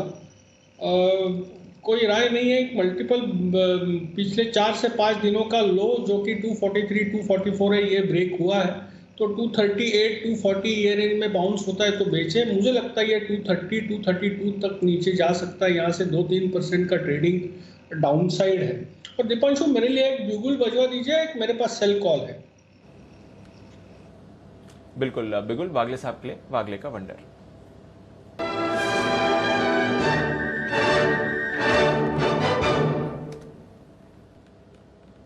बताएं वागले साहब। दीपांशु बेचना है IEX इंडियन एनर्जी एक्सचेंज 256 257 का करंट भाव है, 260 के ऊपर का स्टॉप लॉस होना चाहिए। मुझे लगता है यहाँ से ये पहला टारगेट 250 जो आज के दिन में ही आ सकता है, जो 5-6 रुपए है यहाँ से, और अगर वो होल्ड नहीं किया तो ये 242 तक नीचे जा सकता है। ओके, तो back to back sell calls अब आपके लिए आती हुई दिख रही हैं। बाजार पर भी इस समय थोड़ा प्रेशर है। और अनिल जी अभी 10 मिनट पहले इस स्ट्रैटेजी में जब आपसे बात भी हो रही थी तो आपने कहा था मोमेंटम है अच्छा, बट इसमें अभी कुछ मत करिए, ऊपरी स्तरों पर इनफैक्ट बिकवाली करनी है। और आपने कहा अगर आपको फ्रेश खरीदारी करनी है तो 38,800 815 के लेवल्स के ऊपर ही करनी है, और एकदम सही होते हुए दिखा। सर उस समय ये प्रेडिक्शन कहां से करी, ये एग्जैक्ट लेवल कहां से निकाला, और तब ऐसा कैसे कह दिया कि इसी लेवल के ऊपर खरीदेंगे, वरना तब तक मुनाफा बुक करिए और लेवल का इंतजार करिए? नहीं दीप, उसके पीछे एक बड़ा कारण है। देखो क्या है कि जब आप अनबायस्ड होते हैं तो आपको फर्क नहीं पड़ता, क्योंकि हमें क्या फर्क पड़ता है ऊपर जाए या नीचे जाए, जो लेवल है वही बता रहे हैं। आमतौर पर अगर कोई चार्टिस्ट है, कोई टेक्निकल एक्सपर्ट है, या कोई इन्वेस्टर है, या कोई ट्रेडर है, जनरली मार्केट को प्रेडिक्ट करने में सबसे बड़ी गलती अगर किसी की होती है तो वो एक ही रीजन से होती है, वो बायस आ जाता है आपका। अगर आप लॉन्ग ट्रेड पे बैठे हैं तो आपको बोलने में मुश्किल आएगी, आप शॉर्ट ट्रेड पे बैठे हैं तो बोलने में मुश्किल आएगी, लेकिन जब आप किसी ट्रेड में नहीं होते और आप सिर्फ डेटा देखकर बोलते हैं तो कभी मुश्किल नहीं आती। तो ये सिर्फ आज की बात नहीं है, हमें ये आराम है सबसे बड़ा कि जहाँ भी लगे। अब 38, मुझे याद है उस समय आप जब पूछ रहे थे 38,815 था बैंक निफ्टी, और कुछ ही मिनटों में आप देखिए 200 पॉइंट नीचे, 18,300 के ऊपर बंद नहीं होगा, तब 18,260 पैसे ट्रेड कर रहा था निफ्टी, वहाँ से देखिए 50 पॉइंट तुरंत ही नीचे आ गया। तो इसका रीज़न यही है कि अगर आपको डेटा जो बता रहा है, डेटा के साथ कुछ नहीं किया है, कोई रॉकेट साइंस नहीं, आप भी कर सकते हो, हमारे सारे व्यूअर भी कर सकते हैं। 18,300 पर हाईएस्ट ओपन इंटरेस्ट है कॉल में, ठीक है। आपका डाउ फ्यूचर 200 नीचे है, 4 दिन से FIs के डेटा खराब है, मेरे पास क्या रीजन है कि मैं खरीदूं इतना ऊपर में, बस इतना सा तो लॉजिक है। बैंक निफ्टी क्यों 38,500 के आसपास सपोर्ट ले लेगा, उसके नीचे बंद नहीं होगा। हाईएस्ट ओपन इंटरेस्ट 38,500 पर है, दोनों का पुट और कॉल का, यानी उसी लेवल की तो लड़ाई है। और 4 दिनों बाद 5 दिनों बाद आज वो लेवल हमने पार किया वापस, 38,800 माफ कीजिएगा 38,850 इस पूरे रनअप का हाईएस्ट लेवल है, 38,725 इस पूरे रनअप की हाईएस्ट क्लोजिंग है। तो ये 125 पॉइंट का लेवल कंजेशन है, ये भी पार होगा। जब पार होगा तब और फ्रेश खरीदारी करेंगे, लेकिन नीचे से 500-700 पॉइंट बढ़ जाए, आप कंजेशन लेवल पे हो तो कॉमन सेंस बोलता नहीं लेना है, नीचे आएगा तो लेंगे, मिलता है मौका। अगर आप ये 38,800 850 पे ले लो, फिर 300 पॉइंट नीचे आए तो आपको संभालना मुश्किल है बजाय फ्रेश खरीदने के। सो आपको भले मुश्किल लग रहा हो काम, लेकिन उतना मुश्किल है नहीं दीप, आसानी से हो सकता है जी। एब्सोल्युटली सर, तो जबरदस्त रीडिंग करी आपने बाजार की उस समय और एग्जैक्ट लेवल पर कहा कि इस समय मुनाफा बुक करिए, डिप का इंतजार करिए, थोड़ा अगर आप चाहें तो बेच भी सकते हैं। और देखिए 200 पॉइंट का डिप वहां से आ गया, निफ्टी पर भी 100 पॉइंट का कट है, बट 18,200 पर सपोर्ट लेने पर भी सक्सेसफुल हो रहा है। तो लेवल्स को रिस्पेक्ट करते हुए आपको बाजार इस समय दिख रहे हैं, प्रेशर थोड़ा बनते हुए दिख रहा है, कुछ दिग्गजों पर भी आपने इस समय गिरावट आते हुए देख रहे हैं, तो वीकनेस वहां की इस समय थोड़ी ज्यादा है। एक कट आया है आज मारुति पर और ये अच्छे मोमेंटम में काउंटर दिख रहा था, पर अब 8,000 के नीचे वापस फिसलते हुए दिखा है। नितिन जी जरा इसके चार्ट पर राय दें सर। रिसेंटली ऑटो ब्रेकआउट में मारुति की अच्छी परफॉर्मेंस रही, 8,000 के ऊपर भी गया, अच्छी मूव आई, 10-12% की रैली करी। आज जो ये कट है ये वापस एंट्री का लेवल है या फिर थोड़ी और वीकनेस एक्सपेक्ट करें? देखिए फिलहाल जितने भी ऑटो स्टॉक्स हैं उसमें एक प्रॉफिट बुकिंग आ रही है और उसमें खास बात यह है कि कल थोड़ी सी डिलीवरी बेस डिस्ट्रीब्यूशन भी दिखा है और मारुति जिसके सपोर्ट लेवल्स करीब 7900 के आसपास है, वहां से करीब 60-70 पॉइंट ऊपर है, बट ऐसा लग रहा है कि ये टूटना चाहिए और पॉसिबल है कि 7800 तक आ सकता है। तो इस लेवल पे ऑटो स्टॉक्स या मारुति में बाय नहीं करना चाहिए। नेक्स्ट जो सपोर्ट लेवल आता है वो 7800 है, यहाँ से 100-150 पॉइंट नीचे गिरने की पूरी उम्मीद लग रही है मारुति में खरीदारी करने का। लेकिन इंतजार की घड़ियां हुई खत्म, बसीन साहब है तैयार, बिगुल के साथ करिए स्वागत।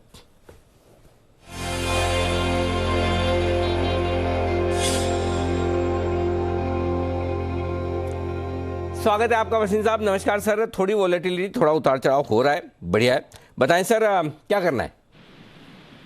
तो अनिल जी देखिए, ये तो आज जो शॉर्टिंग हो रही है वो डाउ फ्यूचर यूएस बॉन्ड यील्ड पे है, बट हमारे यहाँ तो आई थिंक अगर कहें भी तो इतनी अच्छी रैली आई है 18,300, तो एक आध दिन की प्रॉफिट बुकिंग अनिवार्य है।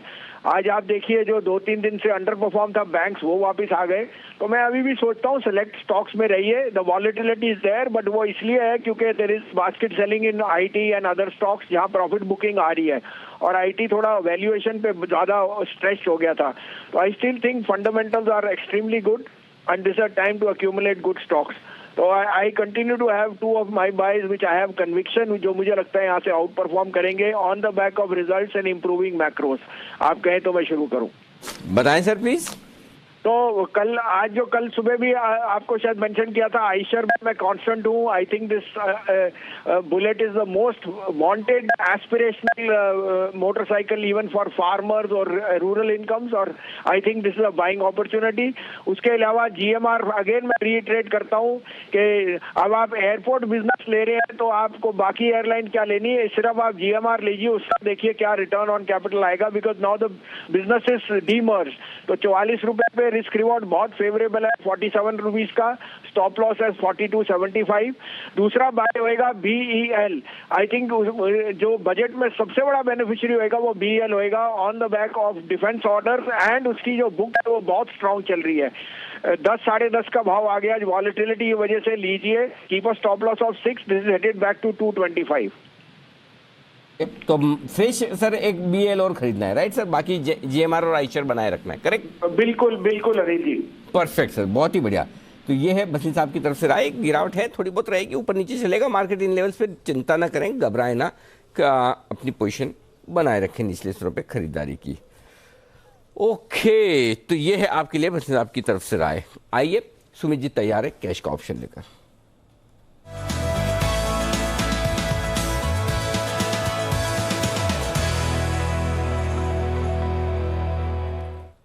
बताएं सुमित जी।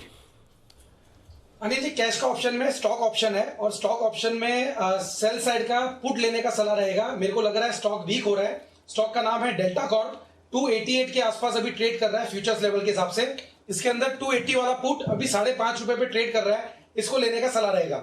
डेल्टा कॉर्प में ऊपर में डबल टॉप बना है 299-300 के आसपास।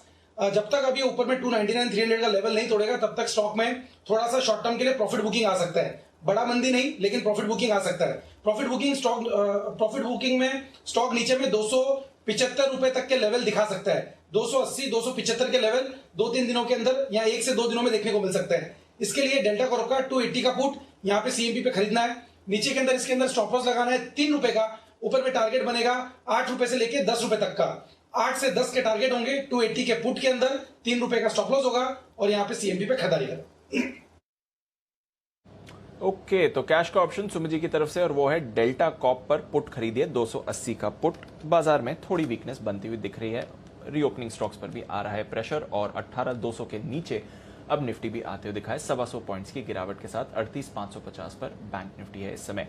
आइए नतीजों पर है हमारा फोकस, और L&T इन्फोटेक इसके भी आने वाले हैं नतीजे। जानते हैं कुशल के साथ कैसे रहेंगे इनके नतीजे। कुशल बताइए। बिल्कुल, तो नंबर्स जो हैं दीपांशु बेहतर साइड पर रहने का अनुमान है, और साथ ही कंपनी की मार्जिन्स भी स्टेबल से पॉजिटिव साइड पर हम देख सकते हैं। तो यहाँ पर सबसे पहले डॉलर आए 7.1% की मिड कैप आईटी कंपनी की ग्रोथ हम एक्सपेक्ट करके चल रहे हैं। 54.5 करोड़ डॉलर्स पर कंपनी अपनी आय घोषित कर सकती है। साथ ही कंपनी की मार्जिन जैसे कि मैं आपको बता रहा था 17.2% था पिछली तिमाही में, इस बारी 17.5% का हम अनुमान लगाकर चल रहे हैं। मुनाफे के लिहाज से 8% की ग्रोथ रह सकती है और करीब 600 करोड़ का मुनाफा कंपनी दर्ज करने में सफल रह सकती है। सभी वर्टिकल्स खासकर बीएफएसआई और इंश्योरेंस वर्टिकल जो है कंपनी के, वहां पर अच्छी ग्रोथ आती हुई नजर आई है, जिस वजह से डॉलर आय में इतनी अच्छी ग्रोथ हम एक्सपेक्ट करके चल रहे हैं। साथ ही आगे आने वाले समय में किस तरह की डील विंस रहती है कंपनी की, यानी कि क्या डील पाइपलाइन है, और साथ ही कंपनी की मार्जिन्स को लेकर क्या आउटलुक है, क्योंकि जिस तरह से एट्रिशन रेट बढ़ते हुए जा रहे हैं तमाम आईटी कंपनियों के, उसके बीच ये मार्जिन जो है कंट्रोल कर पाते हैं या नहीं, इन सब चीजों पर हमारी अहम नजर होगी। तो मार्जिन्स कंट्रोल कर पाते हैं कि नहीं, ये एक अहम नज़र होगी। चलिए देखते हैं इस पर कैसा रिएक्शन आएगा। चोपड़ा साहब, क्या व्यू बना है सर अब तक जो आईटी अर्निंग्स आई हैं? सभी कंपनीज की तरफ से परफॉर्मेंस अच्छी है, डील विंस अच्छी हैं, but margin pressure across the board आ रहे हैं, अट्रिशन भी काफी हाई रहा है। यही ट्रेंड एक्सपेक्ट करें इस अर्निंग सीजन में आईटी से?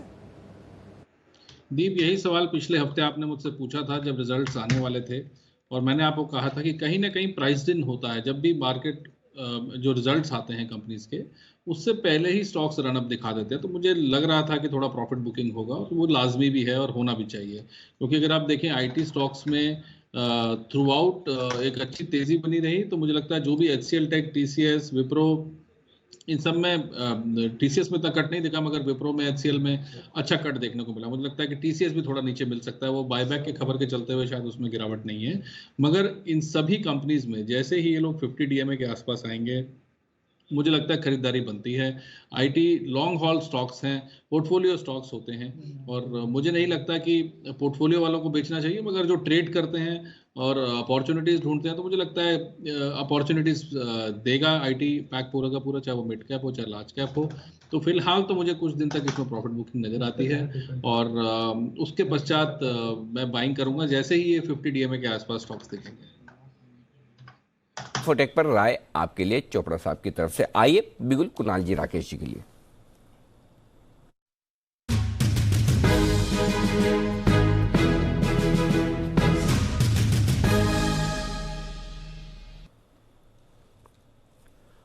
बताएं सर। अनिल जी, बिकवाली की राय है कोफोर्ज में। इसके अंदर देखें तो टेक्निकली एक ब्रेकडाउन देखने को मिला है, साथ में एक नेगेटिव क्रॉसओवर है बहुत लीडिंग और लैगिंग इंडिकेटर्स पर, और साथ में 50 डे मूविंग एवरेज के बाद काफी समय बाद नीचे में क्लोजिंग दे रहा है। तो शॉर्ट टर्म ट्रेडिंग के नजरिए से कोफोर्ज को बेचें। ओवर टू कुणाल जी। अरे जी देखिए, कोफोर्ज जा रहा है 5100 रुपए की तरफ, तो 5100 के लेवल्स यहां पर आते हुए दिखेंगे, जो कि कोफोर्ज में चल रही रेंज का लोअर एंड है। तो यहां पर बेचना बिल्कुल सेफ है। 5500 के आसपास स्टॉप लॉस रख लें। पहला टारगेट होगा 5300 का, और इवेंचुअल टारगेट होगा 5150 रुपए का। कोफोर्ज में हमारी बिकवाली की राय। कोफोर्ज पर बिकवाली की राय। इस समय एक एक करके आप देख रहे हैं कि IT stocks in particular week हो रहे हैं। तो अभी सुमित जी ने विप्रो पर सेल कॉल दी थी, और कोफोर्ज पर सेल कॉल आ रही है राकेश जी, कुणाल जी की तरफ से। कुछ और active mid cap IT counters पर भी आपको इस समय गिरावट आती हुई दिख रही है। आइए चलते हैं सिमी जी के पास। बिगुल, सिमी के नॉन स्टॉप शेयर्स।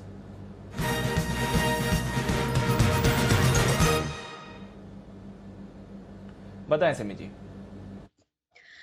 दीपांशु, अभी मेरे रडार पर भी एक सेल कॉल आया है, तो मैं दे रही हूँ। सेल करना है टाटा पावर को। थोड़ा सा प्रॉफिट टेकिंग यहाँ से भी एक्सपेक्टेड है। एक तो 250 का लेवल छुआ था, और उसके बाद ये स्टॉक अभी 242 के आसपास है। मुझे लगता है कि ये स्टॉक जहां से इसका ब्रेकआउट आया था 234-36 का रेंज से, वो 34-36 का रेंज ये वापस रिटेस्टेड होगा। तो करंट लेवल पर टाटा पावर को सेल करके चलिए। पहला टारगेट होगा 236, दूसरा होगा 234, तीसरा होगा 232। तो 2-2 रुपया अंतर इसका टारगेट्स है और स्टॉप लॉस लगाएंगे 245 के ऊपर। टाटा पावर को सेल करके चलिए। तो 245 के स्टॉप लॉस के साथ टाटा पावर को करें सेल। थोड़े हाई बीटा काउंटर्स, थोड़े ट्रेडर फेवरेट स्टॉक्स में इस समय मुनाफा वसूली बनती हुई दिख रही है, क्योंकि निफ्टी पर है 150 पॉइंट का कट। अब 18,150 के नीचे आपको निफ्टी आते हुए दिख रहा है, तो उस कट की वजह से थोड़ा बाजार की भी परेशानी बढ़ती हुई दिख रही है। नजर रखते हैं निचले स्तर पर है दिन के बाजार इस समय, और काफी सारे स्टॉक्स पर आपको प्रेशर बनते हुए दिख रहा है। टॉप लूजर इस समय आपके लिए टेक महिंद्रा है 4% के कट के साथ, वहां पर है परेशानी। मारुति, आइशर, अल्ट्राटेक, टाटा कंज्यूमर, यहां पर है वीकनेस। एचसीएल टेक लगातार दूसरे दिन इस पर भी गिरावट आ रही है, और मेटल काउंटर्स भी इस समय वीक हैं। तो कुछ बैंक्स होल्ड आउट कर रहे थे, बट बाजार का मूड माहौल इस समय थोड़ा और बिगड़ते हुए दिख रहा है, और वीकनेस भी थोड़ी बढ़ रही है। पर एक स्पेस जहां पर बाजार की नजर बनी हुई है और अच्छा एक्शन आज सुबह आ रहा था, अभी यहां पर भी थोड़ी मुनाफा वसूली है, वो है पूरे के पूरे रियल एस्टेट पैक। दमदार अपडेट्स भी आते हुए दिखे हैं अब तक तो आइए एक बार रियल एस्टेट पर नजर डालते हैं और जानते हैं देवांशी के साथ क्यों बाजार का भरोसा और बढ़ते हुए दिख रहा है जहां तक रियल एस्टेट का सवाल है। देवांशी बताइए। बिल्कुल दीपांशु, अब देखिए दो बड़े कारण हैं जिसके चलते आज हमने देखा जो रियलिटी इंडेक्स है वहां पे काफी अच्छी तेजी सुबह देखने मिल रही थी। सबसे पहला कारण है मोतीलाल ओसवाल की काफी पॉजिटिव ब्रोकिंग रिपोर्ट आती हुई दिखी है। 4 कंपनीज है जो उनको काफी पसंद आती हुई दिख रही है। लोडा है, ओबेरॉय रियल्टी है, डीएलएफ है और गोदरेज प्रॉपर्टीज। यहाँ पे उन्होंने इनिशिएशन कवरेज दी है और साथ ही खरीदारी करने की राय भी दे रहे हैं। लोडा पर 1700 तक के टारगेट्स हैं, ओबेरॉय रियल्टी पर 1200 तक के टारगेट्स है, डीएलएफ पर 450 तक के टारगेट्स हैं, हालांकि न्यूट्रल रेटिंग है, और गोदरेज प्रॉपर्टीज पर भी न्यूट्रल रेटिंग के साथ 2100 तक के टारगेट्स दे रहे हैं। इनका भरोसा है कि आने वाले समय में एक अप मूव देखने मिल सकता है। पूरे सेक्टर में करीब 19% तक के सीएजीआर ग्रोथ देखने मिल सकती है। जो इन्वेंट्री है वो काफी मैनेजेबल है, और ज्यादातर उनको बेंगलुरु, पुणे और मुंबई की जो प्रोजेक्ट्स है वहां पे काफी अपटिक देखने मिल रही है, और ये कंपनीज उनको सबसे ज्यादा पसंद आती हुई दिख रही है। आने वाले समय में जिस तरह से अफोर्डेबिलिटी बढ़ती हुई दिख रही है, ब्याजदारी काफी कम है और कीमतें इतनी बढ़ती हुई नहीं दिखी हैं, और इन सब का फायदा रियल एस्टेट पर आने वाले समय में भी देखने मिल सकता है। और इसी के चलते उनको ये 4 कंपनी सबसे ज्यादा पसंद आ रही है, और उसमें भी लोडा को डीलेवरेजिंग यानी कि जो कर्ज कम करती हुई दिख रही है कंपनी, उसका फायदा दिख रहा है। और ओबेरॉय रियल्टी में जिस तरह से जो प्रॉपर्टीज की बिक्री होती हुई दिख रही है, जो प्री सेल्स के नंबर्स आते हुए दिख रहे हैं वो भी दुगने होते हुए दिख सकते हैं, तो इसी के चलते ये 4 कंपनीज पसंद आ रही हैं। यही नहीं, अगर आप ओवरऑल जो बिजनेस अपडेट्स आते हुए दिख रहे हैं तीसरी तिमाही के, अगर आप वो भी देखें तो आप देखिए आज प्रेस्टीज के नंबर्स आते हुए दिखे थे जो काफी शानदार थे। कंपनी ने अब तक की सबसे बेहतर तिमाही सेल्स दर्ज की है। जो ओवरऑल सेल्स है वो 111% ऊपर है, कलेक्शन 70% तक बढ़ते हुए दिखे थे। वहीं अगर आप मैक्रोटेक डेवलपर्स यानी कि लोढा की बात करें तो उनकी जो बुकिंग्स थी वो 40% तक बढ़ती हुई दिखी थी, और सिमिलर केस हमने ओबेरॉय रियल्टी और शोभा में भी देखने मिली है। तो इन ऑल जो तीसरी तिमाही के अपडेट्स हैं वो तो मजबूत थे, लेकिन आज मोतीलाल ओसवाल को भी 4 कंपनीज पसंद आ रही हैं। इन सब के चलते ओवरऑल सेक्टर में भी आज तेजी देखने मिली थी। बिल्कुल, तो ओवरऑल सेक्टर में भी आपको तेजी देखने को सुबह मिली थी, अब थोड़ा मूड माहौल यहां पर भी खराब होते दिख रहा है। 250 पॉइंट्स का कट निफ्टी में आपको इस समय आते हुए दिखेगा। ओबेरॉय रियल्टी इंटरेस्टिंग काउंटर है, एक बार जरा नितिन जी की राय ले लें इस चार्ट पर। नितिन जी, कोई व्यू ओबेरॉय रियल्टी बाकी बाजार के साथ ये भी आज फिसल रहा है, इंपॉर्टेंट लेवल्स क्या रहेंगे सर?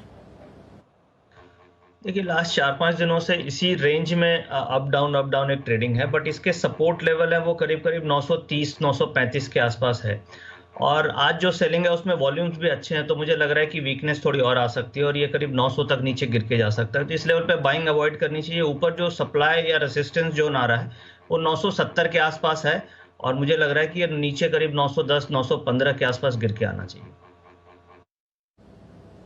ओके, 910-915 के करीब आपको आते हुए दिख सकता है ओबेरॉय रियल्टी। तो बाजार की वीकनेस के साथ ये भी एक स्टॉक है जो आपको इस समय गिरावट दिखा रहा है। देखते हैं ओबेरॉय रियल्टी क्या करना है इस काउंटर पर। एक एचसीएल टेक पर राय ले लेनी चाहिए, क्योंकि 2 दिनों में एक भारी कट एचसीएल टेक पर आपने आते हुए दिखा है। कुणाल जी, क्या करना है एचसीएल टेक में? नतीजों के बाद कल एक शार्प रिएक्शन था और आज भी वीकनेस में पार्टिसिपेट करते हुए दिख रहा है सर।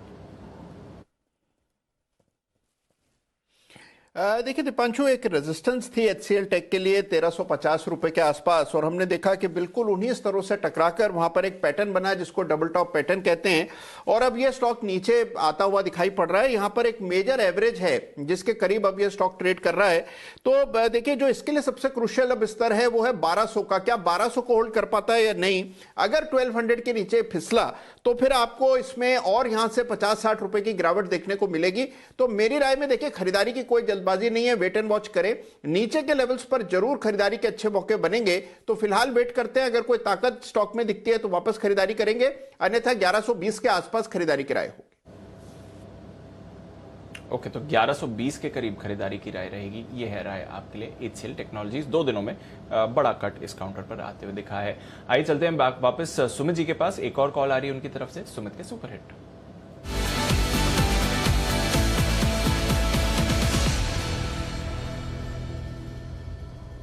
बताएं सुमित जी। दीपांशु, ऊपरी लेवल से एक अच्छा दबाव मार्केट्स के अंदर देखने को मिला है, तो यहाँ पे सेल कॉल ही रडार पे आया है और इस पर दिग्गज फाइनेंशियल स्टॉक में बिकवाली देखने को मिल रही है। 2675 2680 का अभी भाव चल रहा है फ्यूचर्स के अंदर। स्टॉक का नाम है HDFC के अंदर सेलिंग प्रेशर देखने को मिल रहा है। लास्ट 2 दिनों से ऊपरी लेवल से सेलिंग प्रेशर देखने को मिल रहा था और आज एक स्ट्रॉन्ग कैंडल फॉर्म हुई है। कल का परसों का लो ब्रेक हो चुका है। 2720 का स्टॉप लॉस लगाना है और यहाँ पे बिकवाली करनी है। HDFC में जिस तरह का स्ट्रक्चर फॉर्म हो रहा है, ऐसा लग रहा है कि यहां से नीचे के अंदर 2640 से लेके 2620 तक का मूव HDFC में 1 से 2 दिनों के अंदर देखने को मिल सकता है। प्योरली ट्रेडिंग के लिहाज से 1-2 दिन के लिहाज से बिकवाली करे 2640 2620, ये 2 लेवल नीचे में HDFC में देखने को मिल सकते हैं। 2710 2720 ऊपर में रेजिस्टेंस है, तो ये स्टॉप लॉस होना चाहिए 2620 के टारगेट के लिए। ओके, 2620 के टारगेट के लिए बिकवाली करनी है HDFC पर, जो डेज लो पर है। 1.5% का कट इस पर। एक बार नास्डैक फ्यूचर्स को जरा फिर से पुल अप कर लीजिए। एनालिसिस जब हम स्ट्रैटेजी ले रहे थे तो करीब 1.5% की गिरावट थी, अब 2% नीचे आपको नास्डैक के फ्यूचर्स दिख रहे हैं। तो अमेरिकी बॉन्ड यील्ड बढ़ने से और यहां पर दबाव बनते हुए दिख रहा है। 300 पॉइंट का कट इस समय है और डाउ भी 300 पॉइंट के कट के साथ ही ट्रेड करते हुए दिख रहा है। तो डेज लो पर अमेरिकी फ्यूचर्स हैं इस समय, डेज लो पर यूरोप के भी बाजार हैं। 1-1.5% का कट आते हुए दिख रहा है। आइए चार्ट कॉर्नर का बिगुल राकेश जी, कुणाल जी के लिए।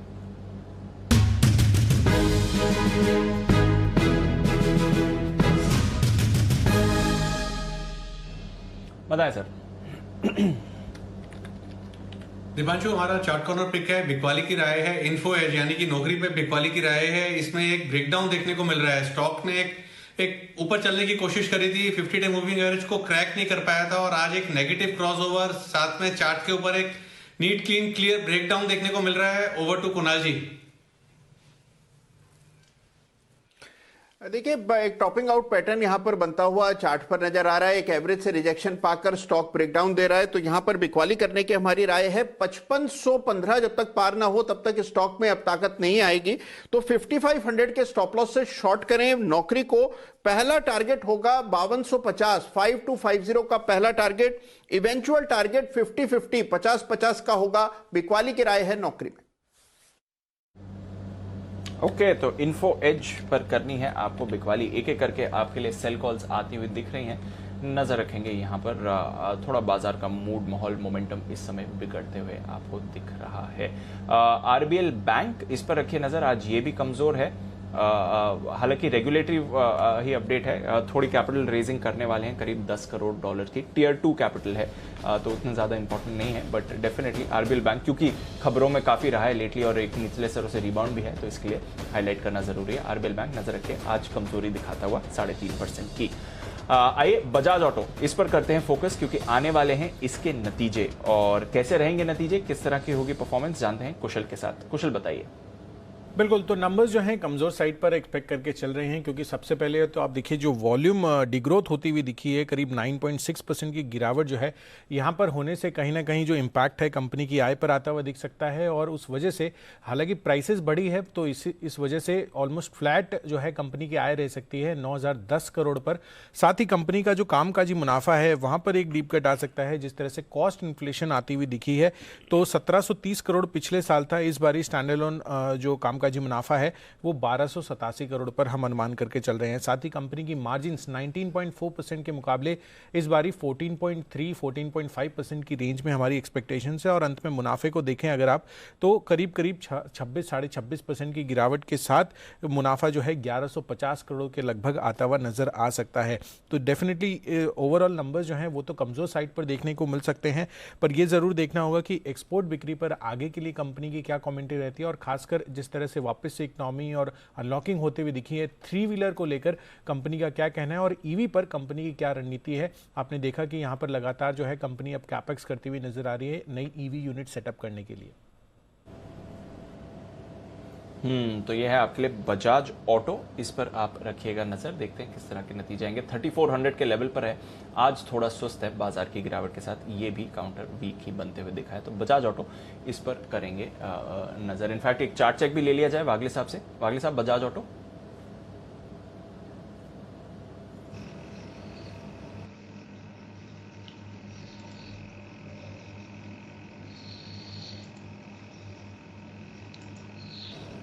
वागले साहब अगर आप सुन पा रहे हैं सर, बजाज ऑटो पर चार्ट चेक, कुछ इंपॉर्टेंट लेवल्स इसके लिए सर।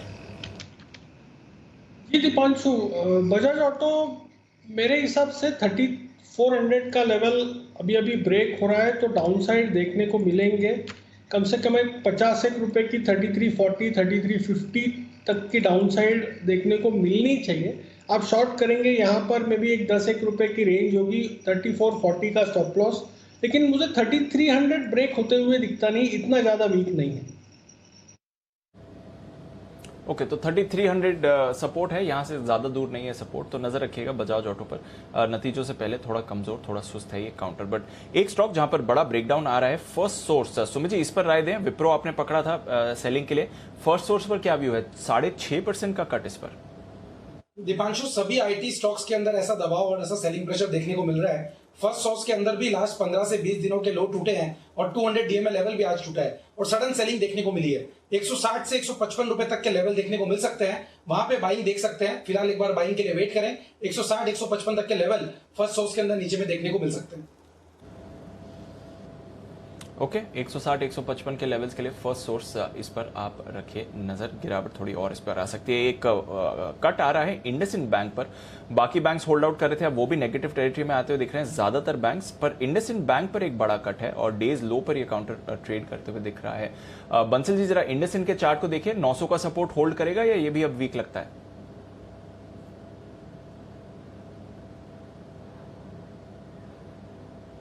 पिछले 2 दिन के लोस के नीचे स्टॉक निकला है और शॉर्ट टर्म चार्ट्स पर एक ब्रेकडाउन देखने को मिला है।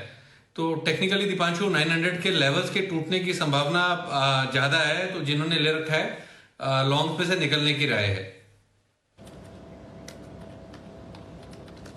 ओके, तो लॉन्ग से अब निकल जाइए, ये आपके लिए राय है। एक शार्प कट अभी अभी आपने इंडसइंड बैंक पर आते हुए दिखा है, जो आपको इस समय और वीक बनते हुए दिख रहा है। तो देखते हैं, इंडसइंड बैंक पर इस समय गिरावट आई है, एक्सिस बैंक इस समय फिलहाल होल्ड आउट कर रहा है, आईसीआईसीआई बैंक भी थोड़ा कोशिश कर रहा था, एचडीएफसी बैंक भी कोशिश कर रहा है, बट बाकी बैंक्स में अब आप वीकनेस का मूड माहौल बनते हुए दिख रहे हैं और वहां से बाजार का भी रुझान थोड़ा बिगड़ते हुए दिख रहा है। करीब 500 पॉइंट्स इस समय बैंक निफ्टी ऊपरी स्तर से टूटते हुए दिखा है। लगभग जो अपनी दमदार गेंद से गिव अप करके अब सिर्फ 100 पॉइंट्स ही ऊपर बचा है। तो बैंक्स की भी अब वीकनेस बन रही है, बाकी सेक्टर्स तो कमजोर थे ही, अब बैंक्स भी आपको गिरावट का ट्रेंड दिखा रहे हैं, जिसकी वजह से बाजार के मूड माहौल पर और थोड़ा असर इस समय बन रहा है। कुछ और स्टॉक्स जहां पर आपको वीकनेस बनती हुई दिख रही है, बीएचईएल अगेन काफी एक्टिव काउंटर था, अभी रिसेंटली एक ब्रेकआउट भी आया था, आज ब्रेक डाउन में आते हुए दिख रहा है। सिमी जी कोई राय है बीएचईएल के चार्ट पर? वापस 60 के लेवल्स पर आ रहा है 5% के कट के साथ। ओके, सिमी जी के साथ हमारा कनेक्शन लूज हो गया है, एक बार कुणाल जी से मैं पूछ लेता हूं। कुणाल जी, बीएचईएल का चार्ट सर। देखिए, कमजोरी तो आज पूरे बाजार में है दीपांशु। बीएचईएल में भी हमने एक ब्रेकडाउन आता हुआ देखा है, bearish thrusting line chart pattern बना है, तो इसमें कमजोरी और गहरा सकती है। बड़ा सपोर्ट जो है वो चार्ट पर देखें तो 58 रुपए के आसपास नजर आता है, तो और 2 रुपए फिसल जाए तो कोई आश्चर्य नहीं होना चाहिए। जिनके पास भी शॉर्ट की पोजिशन है बिल्कुल बने रहे, ट्रेलिंग स्टॉप लॉस रख लें 62 का, और मुझे लगता है 58 तक जाना चाहिए। बेल पर आती हुई आइए, अब वक्त है बैन से बेनिफिट का।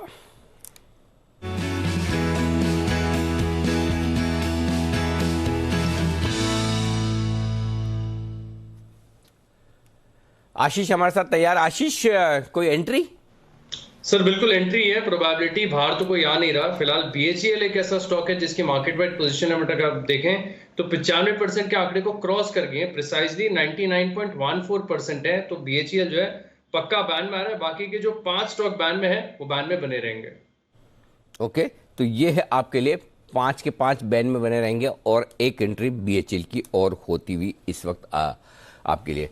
चलिए, तो बैन लिस्ट में एक और बढ़ोतरी होती दिख रही है। इस बीच गजब का करेक्शन आया है और बहुत ही तगड़ी सप्लाई आई। दीपा 38,350 38,500 के लेवल को भी बैंक निफ्टी ने थामा नहीं और उसके नीचे आ गया।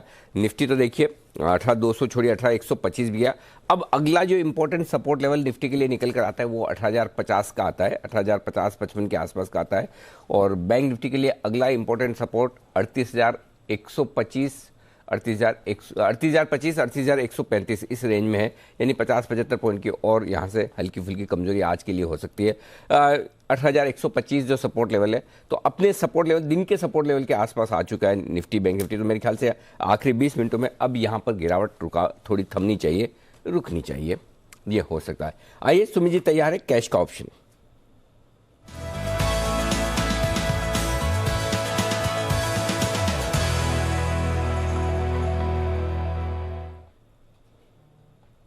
बताएं सुमित जी। अनिल जी, एक और एक सेल का स्टॉक है। अभी थोड़ी देर पहले डेल्टा दिया था, डेल्टा के बाद अब जो स्टॉक मेरे रडार पे आया है ऑप्शन के अंदर वो है बायोकॉन।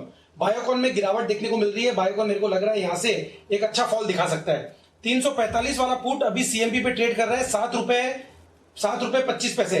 345 वाला पुट बायोकॉन के अंदर एक वीकनेस देखने को मिल रही है। रिसेंट के लो ब्रेक हुए हैं, बायोकॉन का स्ट्रक्चर वैसे भी वीक है। बायोकॉन 200 DMA के नीचे ट्रेड कर रहा है। 360 के ऊपर जब तक नहीं जाएगा बायोकॉन में सेल साइड में बने रहना है। नीचे में जो बायोकॉन में टारगेट देखने को मिल सकते हैं 340 रुपए से लेके 335 रुपए तक के देखने को मिल सकते हैं। तो बायोकॉन का 345 वाला पुट यहाँ पे CMP पे खरीदारी करना है। नीचे के अंदर इसके अंदर स्टॉप लॉस लगाना है 5 रुपए का। ऊपर में टारगेट बनेगा 11 रुपए से लेके 14 रुपए तक का। Biocon 345 put at 7,725 buy, stop loss 5, target ऊपर में 10 रुपए से लेके 14 रुपए तक के देखने को मिल सकते हैं।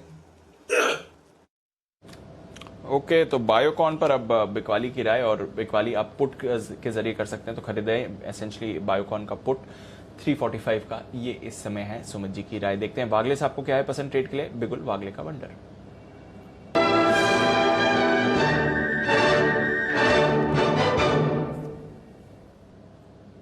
बताएं वागले साहब। दीपांशु, आपने ये स्टॉक का जिक्र किया, मेरे रडार पर अभी अभी आया है। स्टॉक का नाम है इंडसइंड बैंक। 900 का लेवल अभी अभी टूट रहा है। ये अगर टूटता है तो 910 के स्टॉप लॉस से आप बेचिए। मुझे 20 रुपए की डाउन मूव दिखती है। 880 878 तक के टारगेट्स आपको देखने को मिलने चाहिए। तो ये STBT होगा, बेच के चले। तो ये है आपके लिए इंडसइंड बैंक में बिकवाली करने की राय। आइए बढ़ते आगे और अब फोकस करते हैं एक बड़ी और एक्सक्लूसिव खबर की तरफ। हमारी एग्जीक्यूटिव एडिटर स्वाति खंडेलवाल इस वक्त हमारे साथ कार्यक्रम में हो रही हैं शामिल और एक बड़े ग्रुप को लेकर उनके पास है बड़ी खबर। स्वाति बताइए, क्या है बड़ी और एक्सक्लूसिव खबर आपके पास? जी बिल्कुल, आपने सही कहा। एक बड़ा ग्रुप यानी महिंद्रा एंड महिंद्रा, इस कंपनी के बारे में मैं आपको बताना चाहूंगी कि यहाँ पर काफ़ी बड़े डेवलपमेंट्स होने जा रहे हैं। अगर हम देखें वैल्यू अनलॉकिंग या रीस्ट्रक्चरिंग के पॉइंट ऑफ व्यू से, आपको पता है कंपनी कुछ समय से ऑलरेडी इस कार्य पर चल पड़ी थी। जब आपने देखा कंपनी ने काफ़ी सारे लॉस मेकिंग बिजनेसेस से एग्जिट कर लिया है और अब जिस तरह से वैल्यू अनलॉकिंग की तरफ कंपनी बढ़ रही है, वो 3 बड़े कारोबार को अपना ग्रोथ ड्राइवर समझकर उनको डीमर्ज करने जा रही है। ये एटलीस्ट उनका थॉट प्रोसेस है। इस प्रोसेस के हम शुरुआती स्टेप्स देख रहे हैं कंपनी को लेते हुए, और एक अगर देखें तो कंपनी ये समझ पा रही है कि एग्री और फार्म इक्विपमेंट एक बहुत बड़ा बिजनेस इमर्ज होकर आ रहा है, तो उसको अलग से देखा जाए।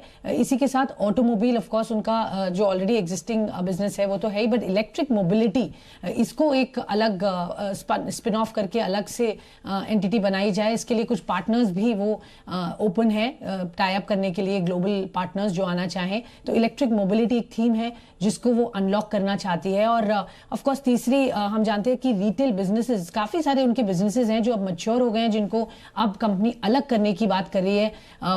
कुछ नाम मैं आपको बताना चाहूंगी। Insurance business, used car business यानी फर्स्ट चॉइस, एसएलओ जो कि उनकी स्क्रैपिंग और कंपोनेंट बनाने वाली कंपनी है, पोर्टर, फर्स्ट क्राई, ये कंपनीज हैं जो कंपनी यहां पर वैल्यू अनलॉक सबसे पहले देखेगी। 2 से 4-5 साल का टाइम फ्रेम आप देखेंगे, बट रोड मैप बन रहा है, ये बहुत जरूरी है। आपने देखा है अनीश शाह की लीडरशिप के अंदर उन्होंने शुरू से कहा है 18% ROE वो हर बिजनेस के लिए एक्सपेक्ट करते हैं, और प्रॉफिटेबिलिटी उनके लिए रियली बहुत मैटर करती है।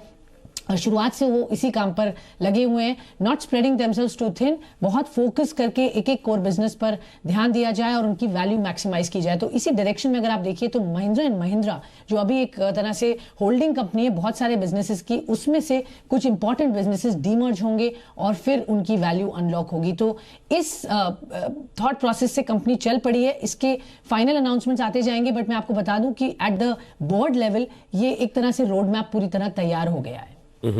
ओके, तो आप ये कह रहे हैं कि महिंद्रा एंड महिंद्रा में ढेर सारे कारोबार जो हैं, महिंद्रा एंड महिंद्रा जो लिस्टेड कंपनी, उसमें अलग अलग कारोबार को अलग अलग तरीके से किया जाएगा। तो जो मेन कारोबार है ऑटो कंपनियों का, ऑटोमोबाइल बिजनेस का, उसका किस तरह से आगे क्या प्लान है, पहले एक बार वो बताएं जरा। जी देखिए, ऑटोमोबाइल की बात करें तो ऑफ कोर्स उनकी कोर बिजनेस है, एसयूवीज उनकी स्ट्रेंथ है, और वो कह रहे हैं कि अब वो उसी पर फोकस करेंगे, वहां से डाइल्यूट नहीं होंगे। तो ऑटोमोबाइल अगर हम एज मेन ट्रेडिशनल बिजनेस की बात करें तो वो है स्पेस, बट इलेक्ट्रिक व्हीकल उसमें क्योंकि इमर्ज होकर आ रही है, इलेक्ट्रिक मोबिलिटी एक एरिया है जो वो फोकस करना चाहते हैं, तो ईवी के लिए एक अलग बिजनेस मॉडल तैयार करके उसको स्पिन ऑफ करके पार्टनर लाके चला सकते हैं।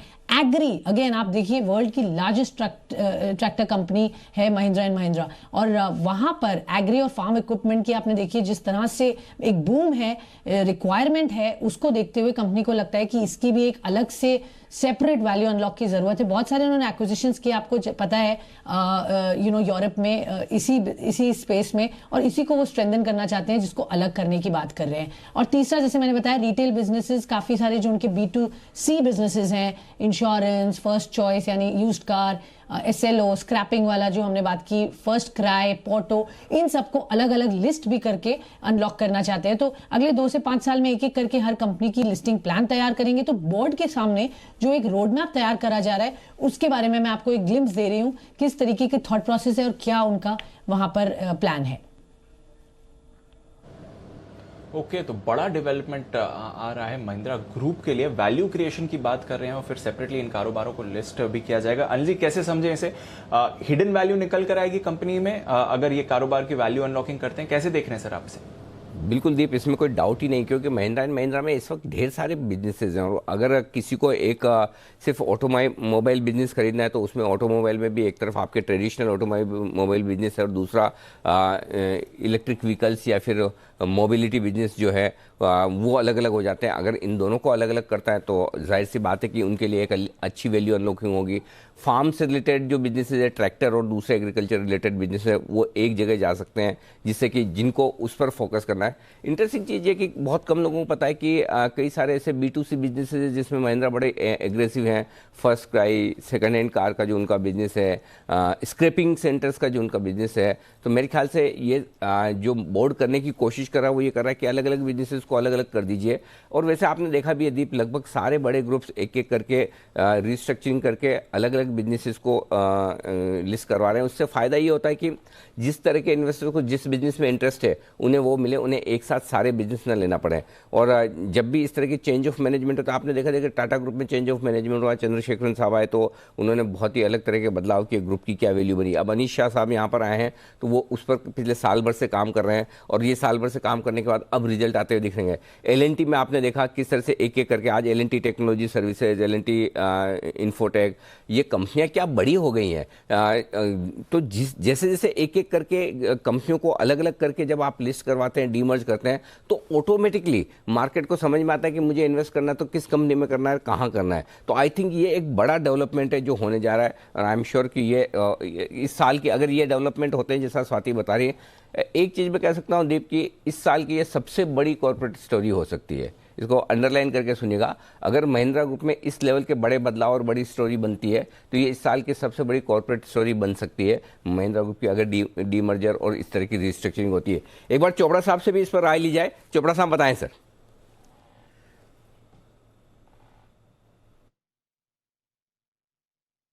जरा अनम्यूट हो।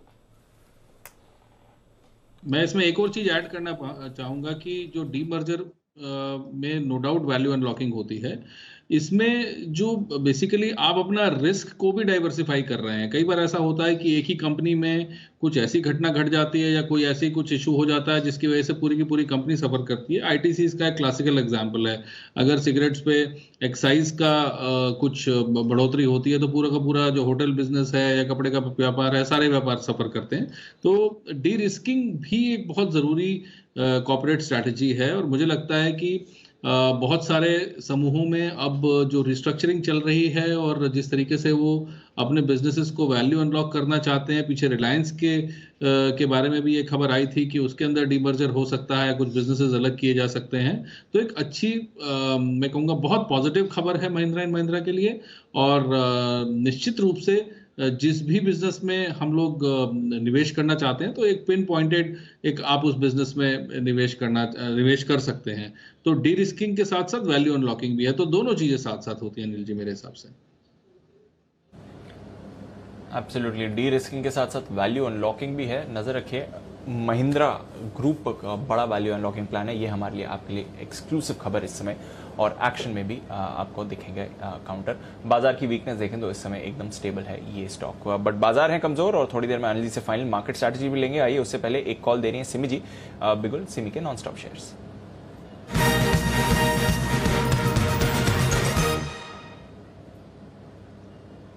बताएं सिमी जी। दीपांशु, एक के बाद एक बैंक गिर रहा है और अभी मेरा रडार में जो आया है वो है एयू बैंक। बहुत ही बढ़िया ब्रेकडाउन देखने को मिल रहा है, बढ़िया नहीं बड़ा सा ब्रेकडाउन देखने को मिल रहा है। दीपांशु, ये स्टॉक अगर 1265 1260 के नीचे आज क्लोज दे जाता है तो आने वाले 1-2 दिन में 100 रुपया का करेक्शन इसमें देखने को मिल सकता है। पहला टारगेट 1235 का टारगेट के लिए, इंट्राडे टारगेट के लिए एयू बैंक को सेल करने का सलाह होगा। 1276 का स्टॉप लॉस होगा, 1235 का पहला टारगेट, उसके बाद 1220 1210। और मुझे लगता है कि इसमें जो मेजर सपोर्ट जो देख के मैंने दिया है ये कॉल, वो मेजर सपोर्ट करीब 1160-70 के आसपास है। 1160 इसका बहुत ही बढ़िया सा सपोर्ट है जो कि लॉन्ग टर्म चार्ट में वो मेजर सपोर्ट है। उसका 100 और 50 डेमा का जो मतलब कन्वर्जेंस जो है वो 1160 के आसपास हो रहा है। तो हो सकता है कि हल्का सा अगर बैंक निफ्टी यहाँ से वीकनेस शो करता है तो ये स्टॉक मतलब थोड़ा सा और गिर के वो 100 डेमा से 50 डेमा का जो कंजेशन है वो वहां पे शायद टेस्ट करेगा। तो मुझे लगता है कि आज का क्लोजिंग काफी क्रिटिकल है स्टॉक के लिए, काफी क्रूशियल है। स्टॉक अगर यहाँ पे क्लोज कर जाएगा तो 1160 तक का डाउनसाइड खुला है। 1235 का मेरा टारगेट है जो कि आज से कल सुबह तक आ जाना चाहिए अगर मार्केट वीक रहता है, बैंक निफ्टी अगर वीक रहता है तो। बिल्कुल, तो ये है आपके लिए एयू स्मॉल फाइनेंस बैंक पर सेल कॉल आती हुई। आइए, बाजार में कमजोरी, डेज लो पर कर रहे हैं ट्रेड। जानते हैं अनिल जी से आज की final market strategy.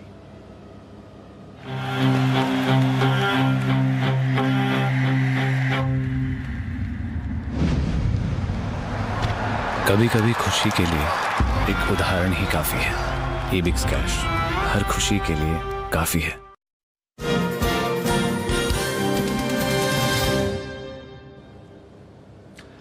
Anil sir, weakness है बाजार में 18,100 अब निफ्टी होल्ड करने की कोशिश करते हुए निफ्टी बैंक भी सारी गेन्स गिव अप करके अब 38,200 के नीचे आया है।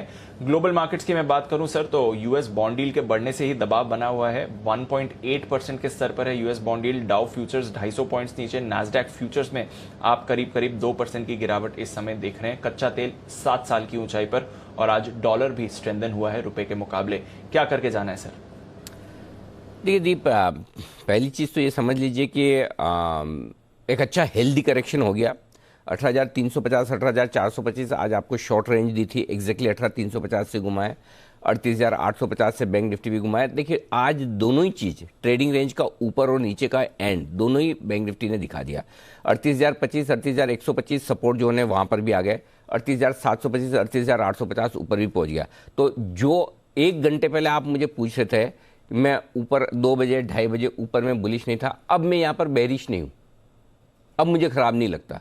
उस समय मुझे अच्छा नहीं लगता था, अब मुझे ख़राब नहीं लगता। तो पहली चीज़ तो है कि 18,150 18,125 सपोर्ट जोन है, यहाँ पर बेचना नहीं है। आप शॉर्ट करें ना करें, खरीदे ना खरीदे, आपकी मर्जी, शॉर्ट ना करें। अगर आज आपने ऊपर के लेवल पर अच्छा शॉर्ट किया तो ये शॉर्ट काटने का वक्त है। हाँ, ये ज़रूर है कि एक रिस्क ओवरनाइट आपकी अमेरिका की रहती है। 3 दिनों के बाद अमेरिका खुलेगा, 200 250 कितने 300 पॉइंट डाउ फ्यूचर नीचे दिख भी रहा है, वो रिस्क तो है, लेकिन वो हमें पता है कि 300 पॉइंट नीचे है। तो अगर आप फ्रेश खरीदारी ना करना चाहें, कल सुबह का इंतजार कर लें। लेकिन मेरा ये समझना है, ये आप सपोर्ट के आसपास है, 18,050 18,125 मेरे लिए सपोर्ट रेंज है। सो अगर आप शॉर्ट हैं, थोड़ी बहुत शॉर्ट काट सकते हैं, थोड़ी कल के लिए कैरी कर ले ताकि आपका प्रॉफिट बुक हो जाए। ऊपर में वापस 18,200 250 आए तब प्रॉफिट बुक करिए। बैंक निफ्टी में भी सिंपल मेरा वही सेम व्यू है, 18,025 18,125 बाय जोन है। यहाँ पर शॉर्ट करने का लेवल नहीं है, शॉर्ट करने का लेवल ऊपर था, यहाँ पर खरीदने का लेवल है, शॉर्ट कवरिंग का लेवल है। वापस आपको ऊपर मिले तब बेचेगा। तो 2 बजे 2:30 बजे मैं आपको कोशिश कर रहा था, बेचने के लिए बोल रहा था। अब मैं यहाँ पर बेचने के लिए नहीं, शॉर्ट काटने के लिए बोल रहा हूँ। और अगर आप में रिस्क लेने की हल्की ताकत है तो थोड़ा सा खरीदिए, थोड़ा इस कंडीशन पे कि कल गैप से खुले तो थोड़ा और ले सकते हैं, उस कंडीशन में आप खरीद सकते हैं तो थोड़ा ले सकते हैं। जी बिल्कुल, अगर आप रिस्क टेकर हैं तो खरीदारी भी करिए, अगर आपने शॉर्ट किया है तो मुनाफा भी वसूलें। अच्छे लेवल्स पर अनिल जी ने आपको मुनाफा वसूली शॉर्ट करने की राय दी थी, अब वापस खरीदारी की राय आ रही है। थोड़ा ऑफकोर्स ओवरनाइट रिस्क कैरी करेंगे, बट अदरवाइज परेशानी की बात नहीं है। तो दोनों तरफ का बाजार का एक्शन आप एंजॉय करते हुए देख रहे हैं इस समय। और इस समय बाजार में भी आप देख रहे हैं निचले स्तरों से कुछ काउंटर्स पर अच्छी रिकवरी आई है, बट कुछ और काउंटर्स पर बड़ी वीकनेस आ रही है। रेन इंडस्ट्रीज, इस पर एक बड़ा कट आते हुए दिख रहा है। अगेन वायदा कारोबार में एंट्री के बाद इस स्टॉक में अच्छी रैली हुई थी, अब वो रैली की थोड़ी मुनाफा वसूली इस पर बन रही है। सुमित जी, क्या करना है रेन इंडस्ट्रीज में? 7% का कट। फ्रेश बाइंग के लिए वेट करना है दीपांशु। रेन इंडस्ट्रीज के अंदर भी पिछले हफ्ते भर के लोज ब्रेक हो चुके हैं। 230 के नीचे ये और थोड़ा सा वीकनेस दिखाएगा और 220 रुपए से लेके 215 रुपए तक के लेवल देखने को मिल सकते हैं। तेजी स्टॉक के अंदर देखने को मिलेगी जब ये 240 245 के ऊपर क्लोजिंग देगा। जब तक ये नहीं होता है तब तक एक बार वेट एंड वॉच करें। गिरावट में स्टॉक 220 के 215 के लेवल दिखा सकता है, तो एक बार यहां से और गिरावट देखने को मिल सकती है। ओके, तो ये है आपके लिए रेन इंडस्ट्रीज, जहां पर आपको रखनी है नजर। टाटा कंज्यूमर, ये है निफ्टी का टॉप लूजर। और कुणाल जी, मुझे याद है कुछ दिन पहले इस पर बात हो रही थी, आई थिंक 14 या 15 तारीख को एक बड़ा ब्रेकआउट आया था, फिर कंसोलिडेट करा। आज जितनी भी गेंस हफ्ते की शुरुआत में थी, आज गिव अप करते हुए दिख रहा है। कोई राय इस पर सर?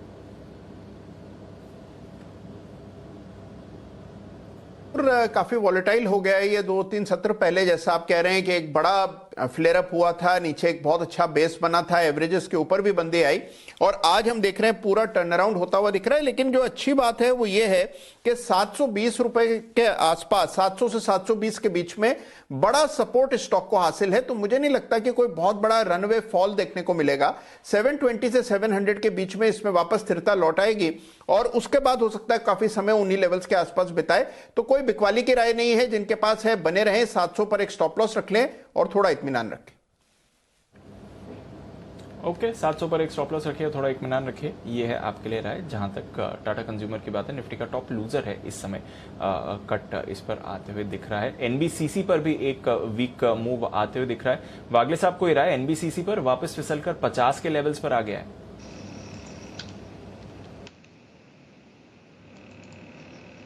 दीपांशु, 50 का ही वो लेवल है जो ब्रेक होना नहीं चाहिए। ऑन अ क्लोजिंग बेसिस 50 पैसे 1-आध रुपए नीचे जा सकता है, बट ये अगर ब्रेक नहीं हुआ तो वापस ये 52 53 में भी इवन 55 तक जा सकता है। लेकिन इसके नीचे अगर सस्टेन होता है तो ये 45 तक पक्का आएगा, तो थोड़ा सा और डाउन साइड हो सकता है 50 के लेवल के क्लोज होने के बाद।